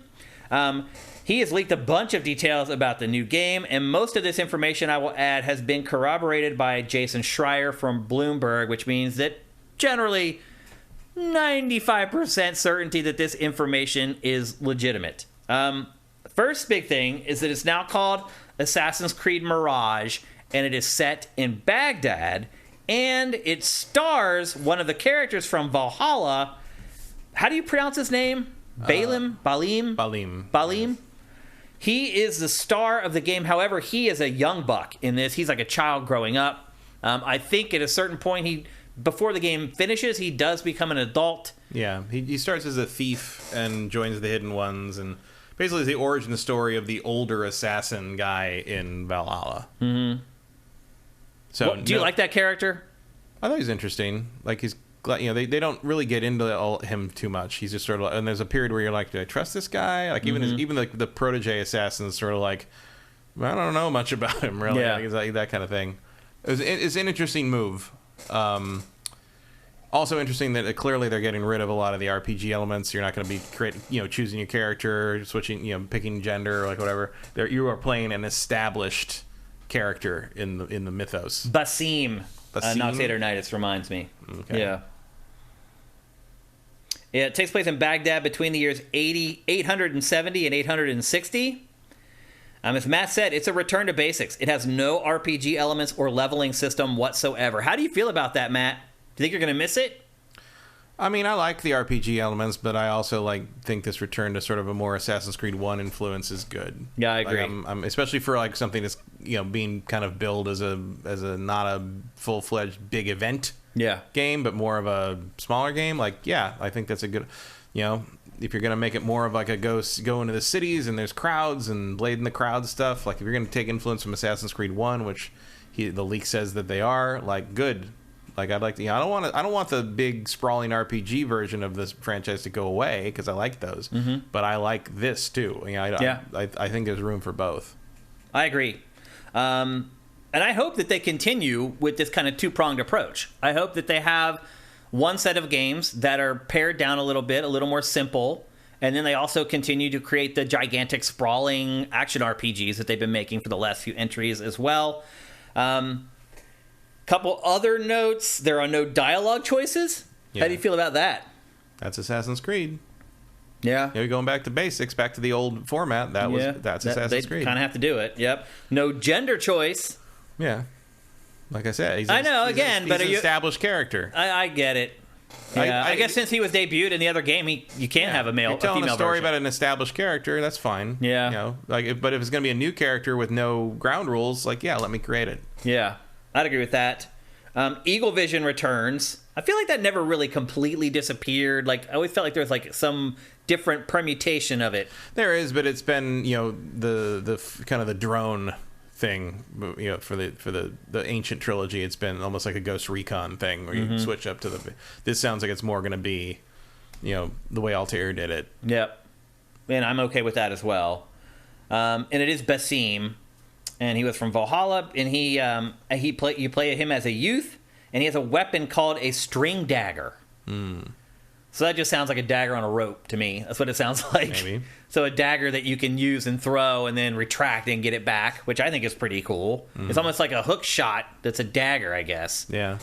Who knows if they'll have traversal tied into that. You're going to swing from that. Yeah, I was going to say. Maybe like Spider-Man, Assassin's Spider-Man or whatever. And they are saying spring 2023 release window, so it's coming soon.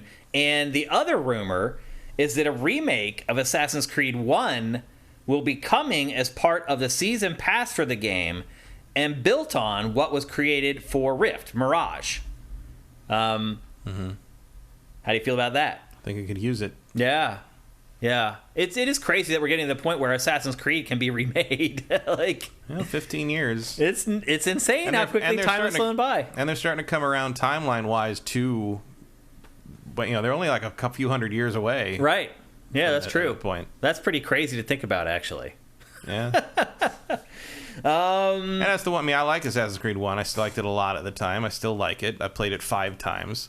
But there's definitely a lot of stuff on the cutting room floor in that game, and I think that a remake that kind of synthesizes all the ideas into something that works together more smoothly would be very worth doing. Yeah. How do you feel about what I said as far as like having a two-pronged approach to the franchise going forward? One, do you think it's feasible? And two, are you into that? I think it's feasible in the sense that Ubisoft can do whatever the hell they want. Like, they've got enough people to throw at whatever. Yeah. And, you know, I think it's a nice change to maybe get more stuff like this, as opposed to like just every couple of years we put out this giant sprawling thing that we then support for extremely too long amounts of time. Yeah. And you better like the theme, or you're going to be not really enjoying the Assassin's Creed stuff for a couple of years. Yeah. I think this is a more interesting way to go about it. I'll be honest with you. I'm just ready plan for it a out break. a little bit more, so we're not doing a thing where like Revelations didn't have the features that Brotherhood introduced, right. and then 3 didn't have features that Revelations introduced. Hey, I'll keep it consistent, like plan it out. But yeah, I think the two styles can coexist alongside each other. I'll be honest with you. I'm ready for a break. I'm ready to start playing an Assassin's Creed that I feel like I'll be able to finish. Mm-hmm. Like Odyssey, I limped myself across the finish line. I never finished Valhalla. I never made it to the end. I still haven't finished Valhalla's gigantic. It's insane. Well, they just keep adding it's too stuff. Much. It's too much. Well, I don't think the mythology stuff they've done for Valhalla is particularly compelling. Me either. Like, nope. Might just be that I don't have a lot of affinity for Viking stuff anyway. I don't have a lot of affinity for Norse mythology rehashed again, because Norse mythology feels like it's been done in games. Mm-hmm. If I need a Norse mythology hit, I'm going to play God of War. I'm sorry. Yeah, like, that's a more compelling version of that. Like, you know, the ancient alien thing that Assassin's Creed does is cool and all, but like the ancient aliens as the Norse gods in Valhalla, I just think mostly falls flat, and I really don't like the level design of the of Asgard and Niflheim and all the 9 worlds stuff. I just don't think any of that's very interesting. So yeah, it just hasn't. I think honestly, I think Phoenix Rising was a way more interesting take on mythology stuff, in that it played a little more straight and played a little more fun. And I don't think Valhalla really captured that very well. Yeah. I know Valhalla's not trying to. They're trying to play it straight. Yeah. But I think that's a mistake in large part. This is all encouraging. Odyssey had a little more of a sense of humor about the mythology stuff, and I appreciated that. Yeah, agreed. This is all good news to me. All of it. The fact that we're going to finally get another Assassin's Creed in 5 months or whatever, and another Assassin's Creed in the Middle East with right. more. They said multiple cities. They're separated by desert, just like the first one. Like, I like the way they went about that in the first one. I think that's one thing Schreier pushed back on, actually, was the multiple cities thing. That was the one part of the information that he said was not congruent with what his sources were saying. Well, I would imagine that Baghdad will be like the main setting, and then there'll probably be outskirt stuff. The other thing, too, to remember is... But I miss the densely populated city aspect of the old Assassin's Creed. That's one of the only things I really thought they never found a way to replicate properly in the new ones. Yeah. The other thing to remember, too, is that all along we've known that Rift was supposed to be a pared-down take on Assassin's Creed. So this information is just dovetailing perfectly in with all the other stuff we had heard about Rift up until we found out that this is now called Assassin's Creed Mirage. So this is all good news to me. Also, another final tidbit, September 10th is the next Ubisoft Forward, and both Jonathan, the source of this information, and Jason Schreier confirmed that at that Ubisoft Forward, there is going to be a big section of it dedicated to the future of Assassin's Creed. So we don't have to long to wait just about 2 weeks until we learn about Assassin's Creed beyond this new Assassin's Creed Mirage. So should get a lay of the land very soon for that. It'll be the last of the E3 press conferences coming on September 10th, even though now it's after Gamescom. It's weird that Ubi didn't do something at Gamescom. It's a European company. For whatever reason, it just didn't. So anyway, that's the latest on Assassin's Creed Rift, which is now actually called Assassin's Creed Mirage. Pared down version, getting the OG game remade as part of the Season Pass. That's crazy. And it's coming fairly soon. Worked for Call of Duty. What'd you say? Worked for Call of Duty. Yeah, it did. Not? Yeah, it did. And it's coming fairly soon, within the next 5 or 6 months. Okay. With that, it's time for some of your favorite parts of GameFace. It's time for... Let me get the sound up here.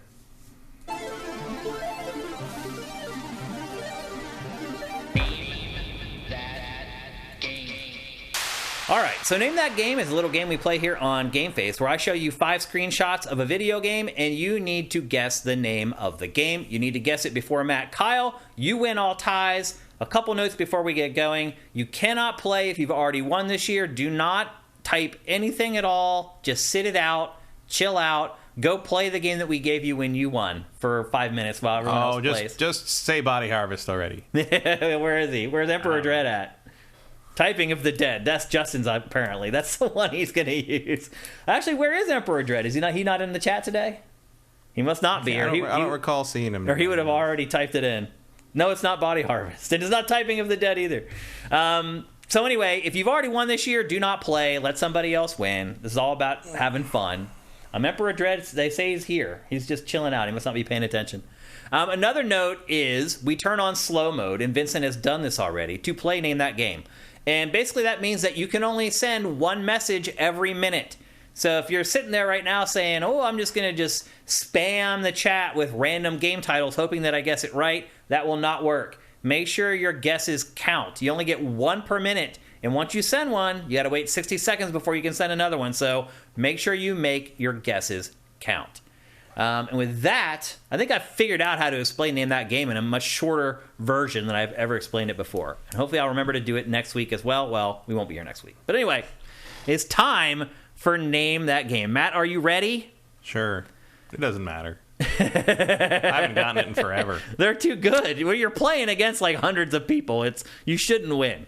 And we don't want you to win anyway. We want to give away free games to you guys. So anyway, here is the first image for Name That Game for GameFace episode 314. Go. Ooh. I think this one's going to be easy, by the way. I'll be surprised if we make it to the third image. It's pretty. Yep.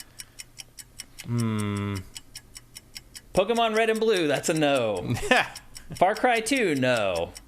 Kind of looks like Ghost of Tsushima. Ghost of Tsushima, no. Shadow of the Colossus, no. A lot of people guess Shadow of the Colossus. Nah, I wouldn't know Shadow of the Colossus. That's all no from all of you. Eco, no. Eco, no. Ghost of Tsushima, no. Nier, no. Metal Gear Solid 3, no. Nier Automata, no. Sifu, no. A lot of Nier Automatas. Metal Gear 4, no. It does have that kind of washed out Nier lighting quality. Zelda, no. I see why they would say that. That sequel to Shadow of the Colossus, no. Vanquish, no. Breath of the Wild, no. Guitar Hero Remake, no. Sneaky. Snake Eater, no. MGS3, same thing, no. Metal Gear Solid 5, no. Okay, we're going to the second image. And here it is.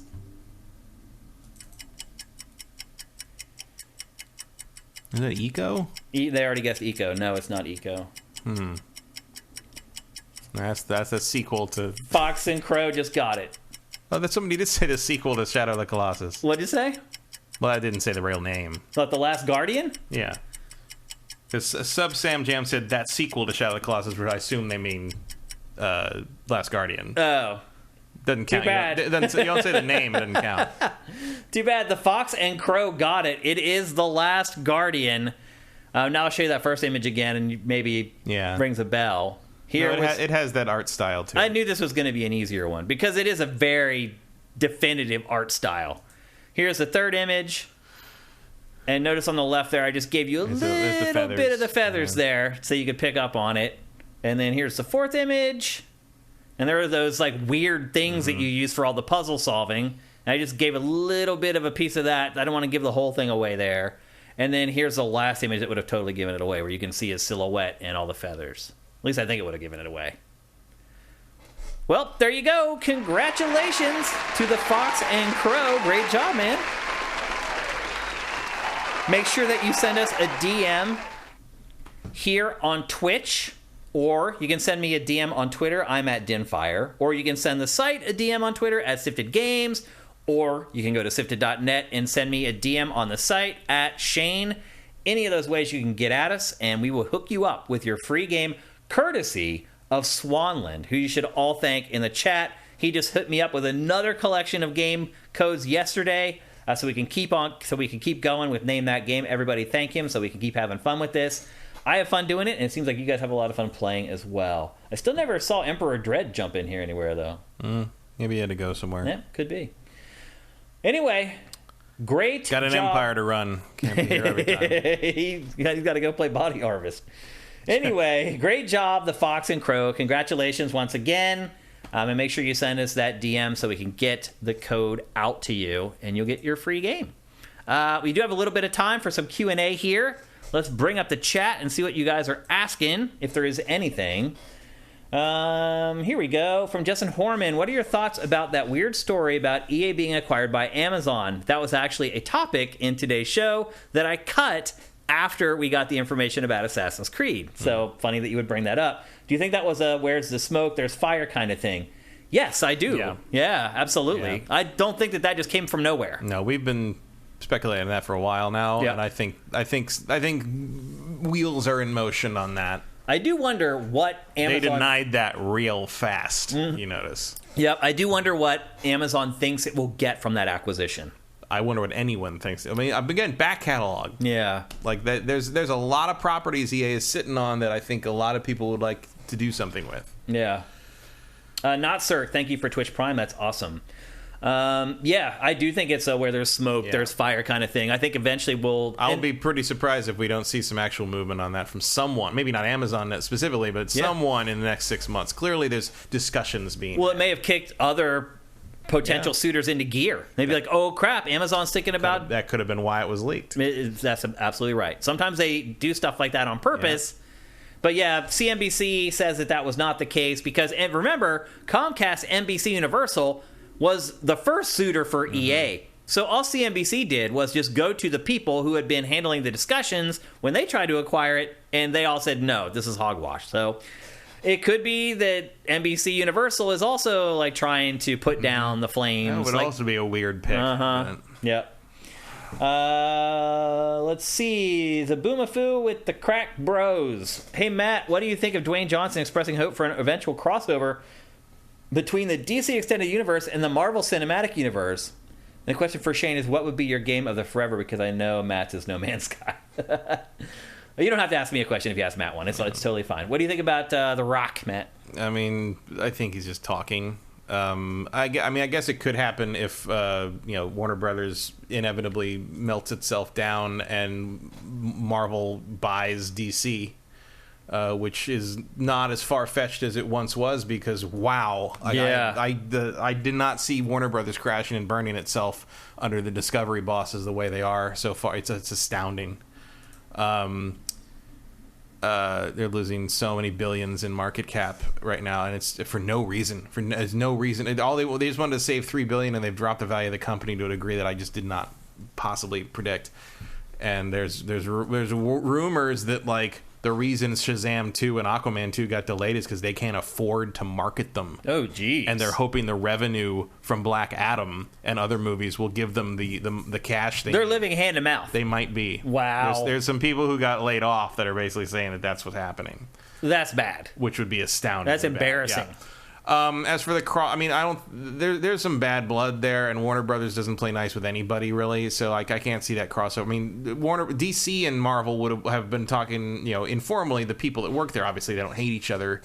They know each other. They're all in the comic industry. The DC versus Marvel stuff happened in the 90s in the Amalgam universe where they mushed all the DC and Marvel characters together, and like those are very popular, extremely well liked, the Amalgam stuff at least.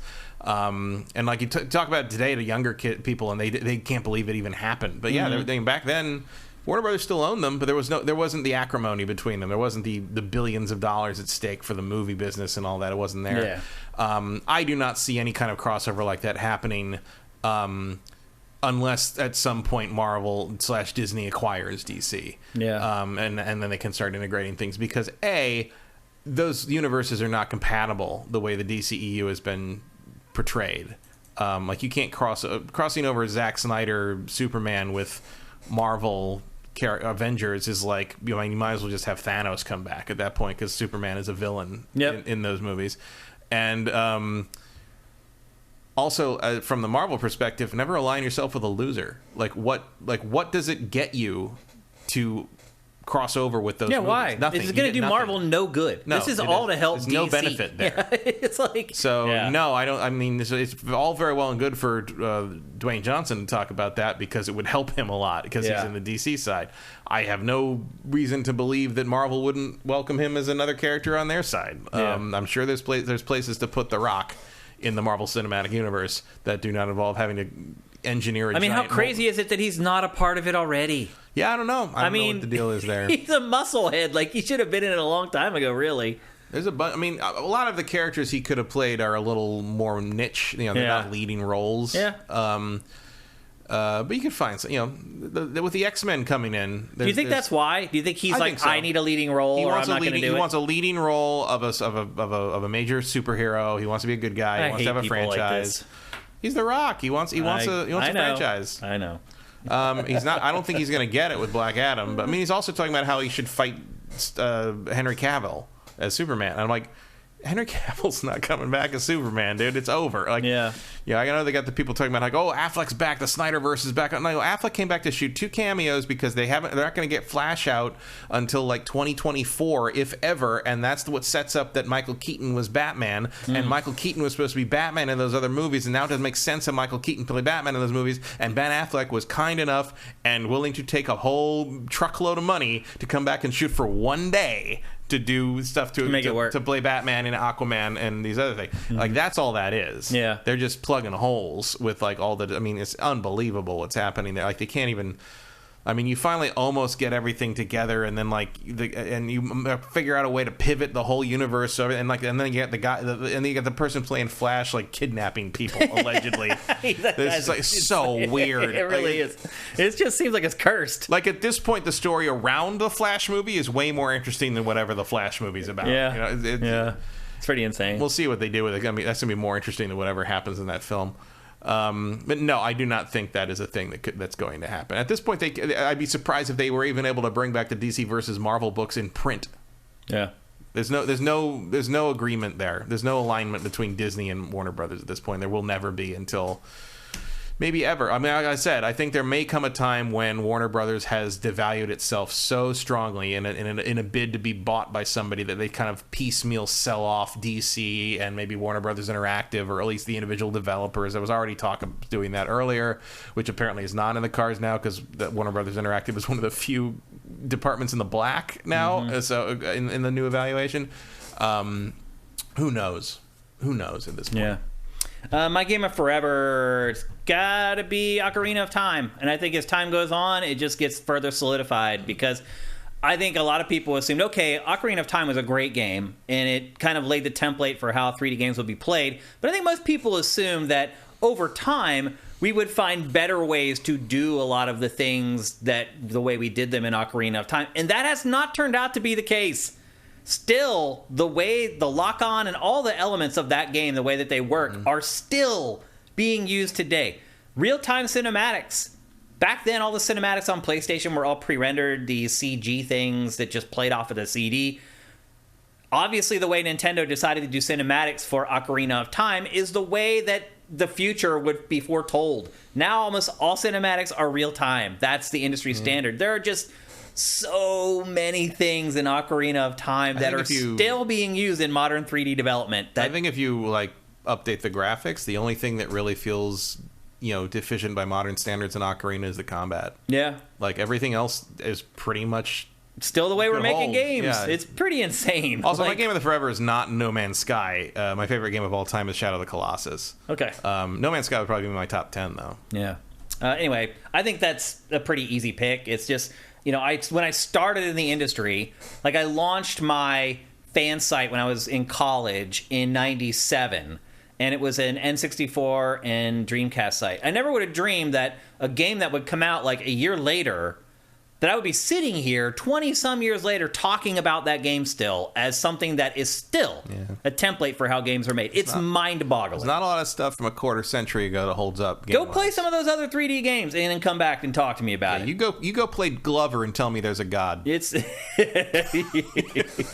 seriously, it is so far ahead of its time. It is still mind-blowing. Ocarina of Time, my game of forever, hands down.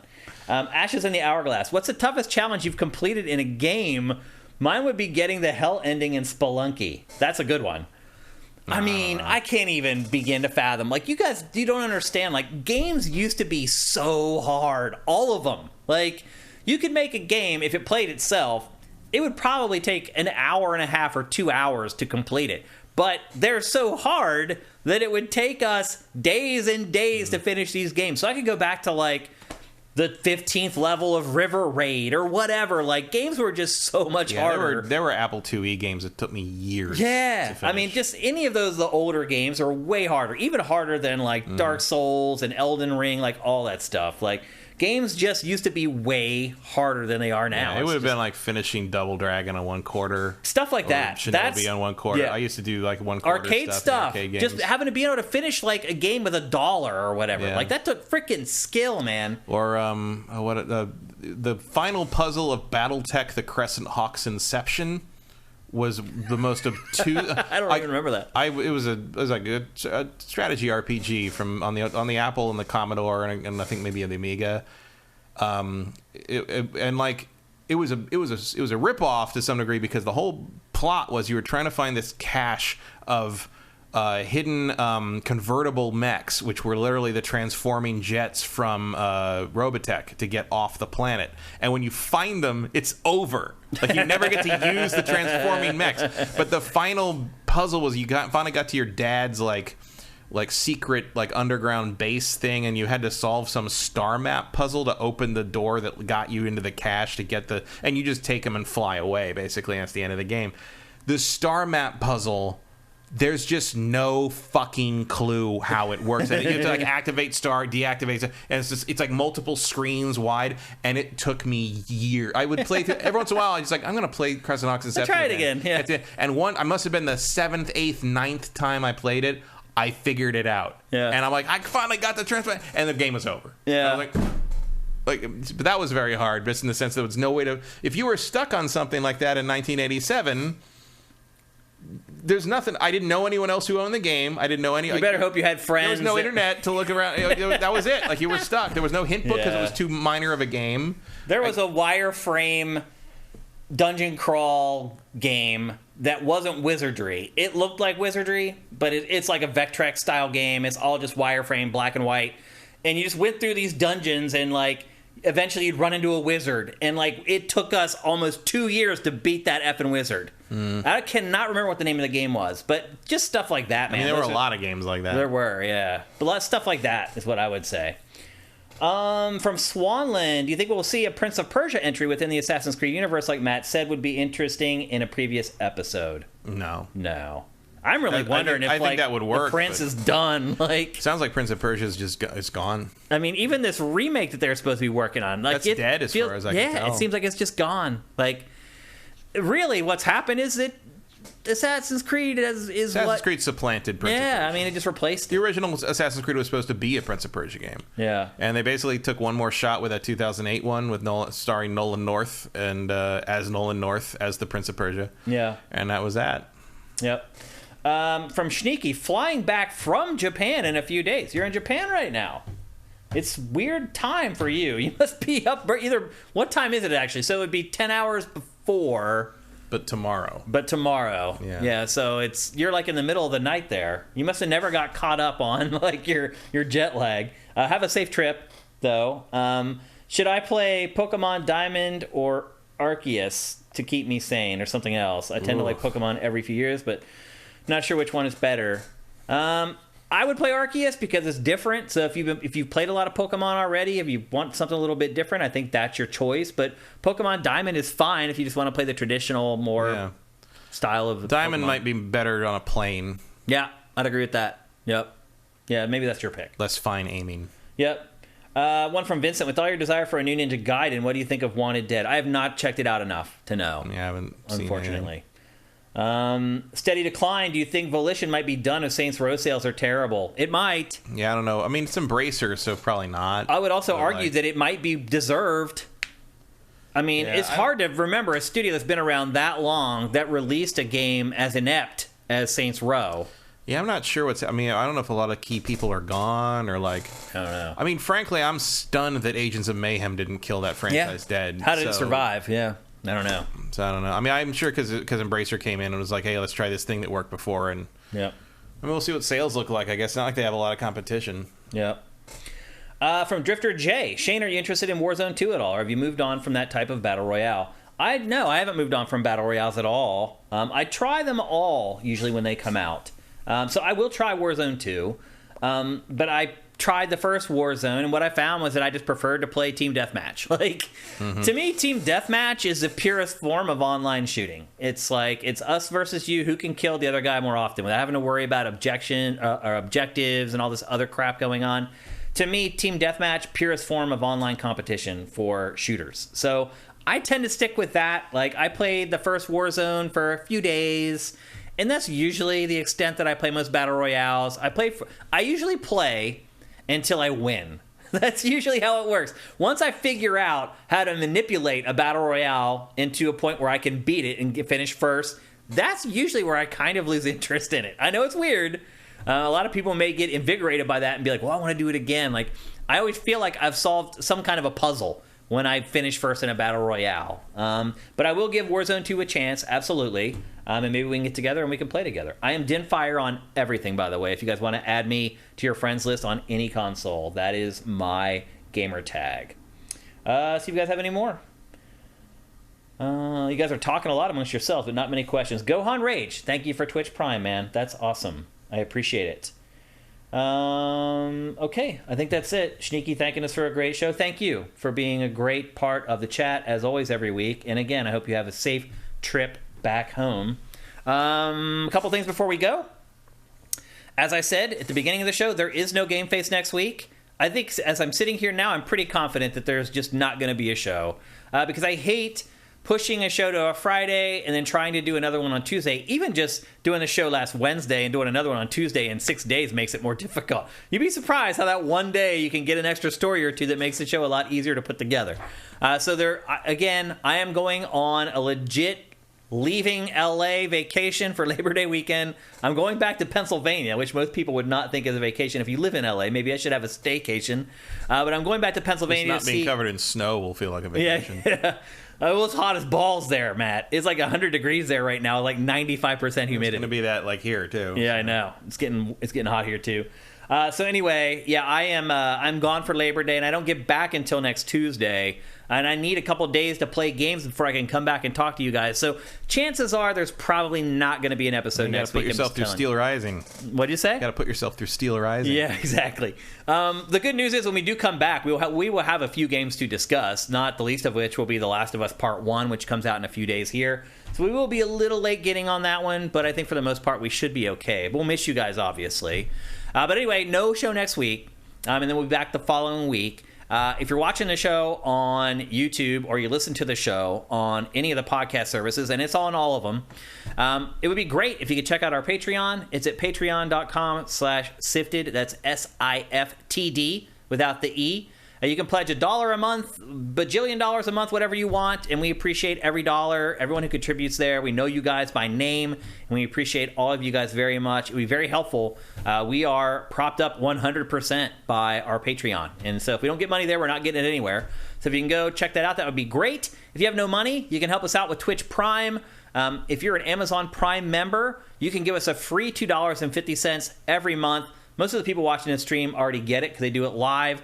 But if you're watching the show on YouTube and you want to figure out how you can help us without having to spend any of your own money, just head down to the description. There are step-by-step instructions down there that make it very, very easy. Anything you want to say before we go on a little bit of a 2-week hiatus here, Matt? I don't think so. No? Nah. No? All right. Much love, people. We love you guys to death. You guys are the best chat on all of Twitch, in my opinion. You guys are amazing. Fight TJK. When will this archive be up? It'll be up tomorrow. I actually leave tomorrow at 1 p.m.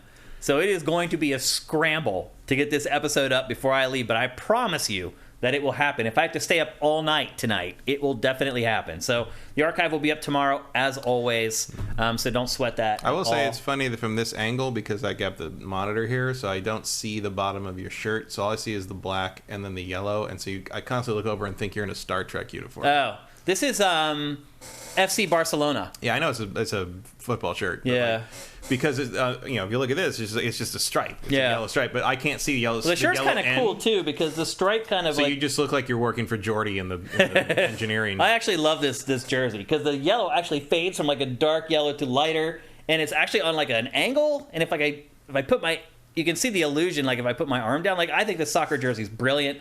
I bought it when I went to Barcelona, and I always do that. I always get like some sports team something when I go to a country. So when I go to Greece in October, I'll probably be coming back with some football, soccer paraphernalia from Greece or something like that. But anyway, you guys are going to Greece. So many people I know going to Greece. I know. Adam Sessler just got back from Greece. Sessler's over there, and I know a couple people. I think Abby's going. It's weird. I know like 7 people going to Greece in the next 2 months. They're smart. You might run into some of them. It's possible.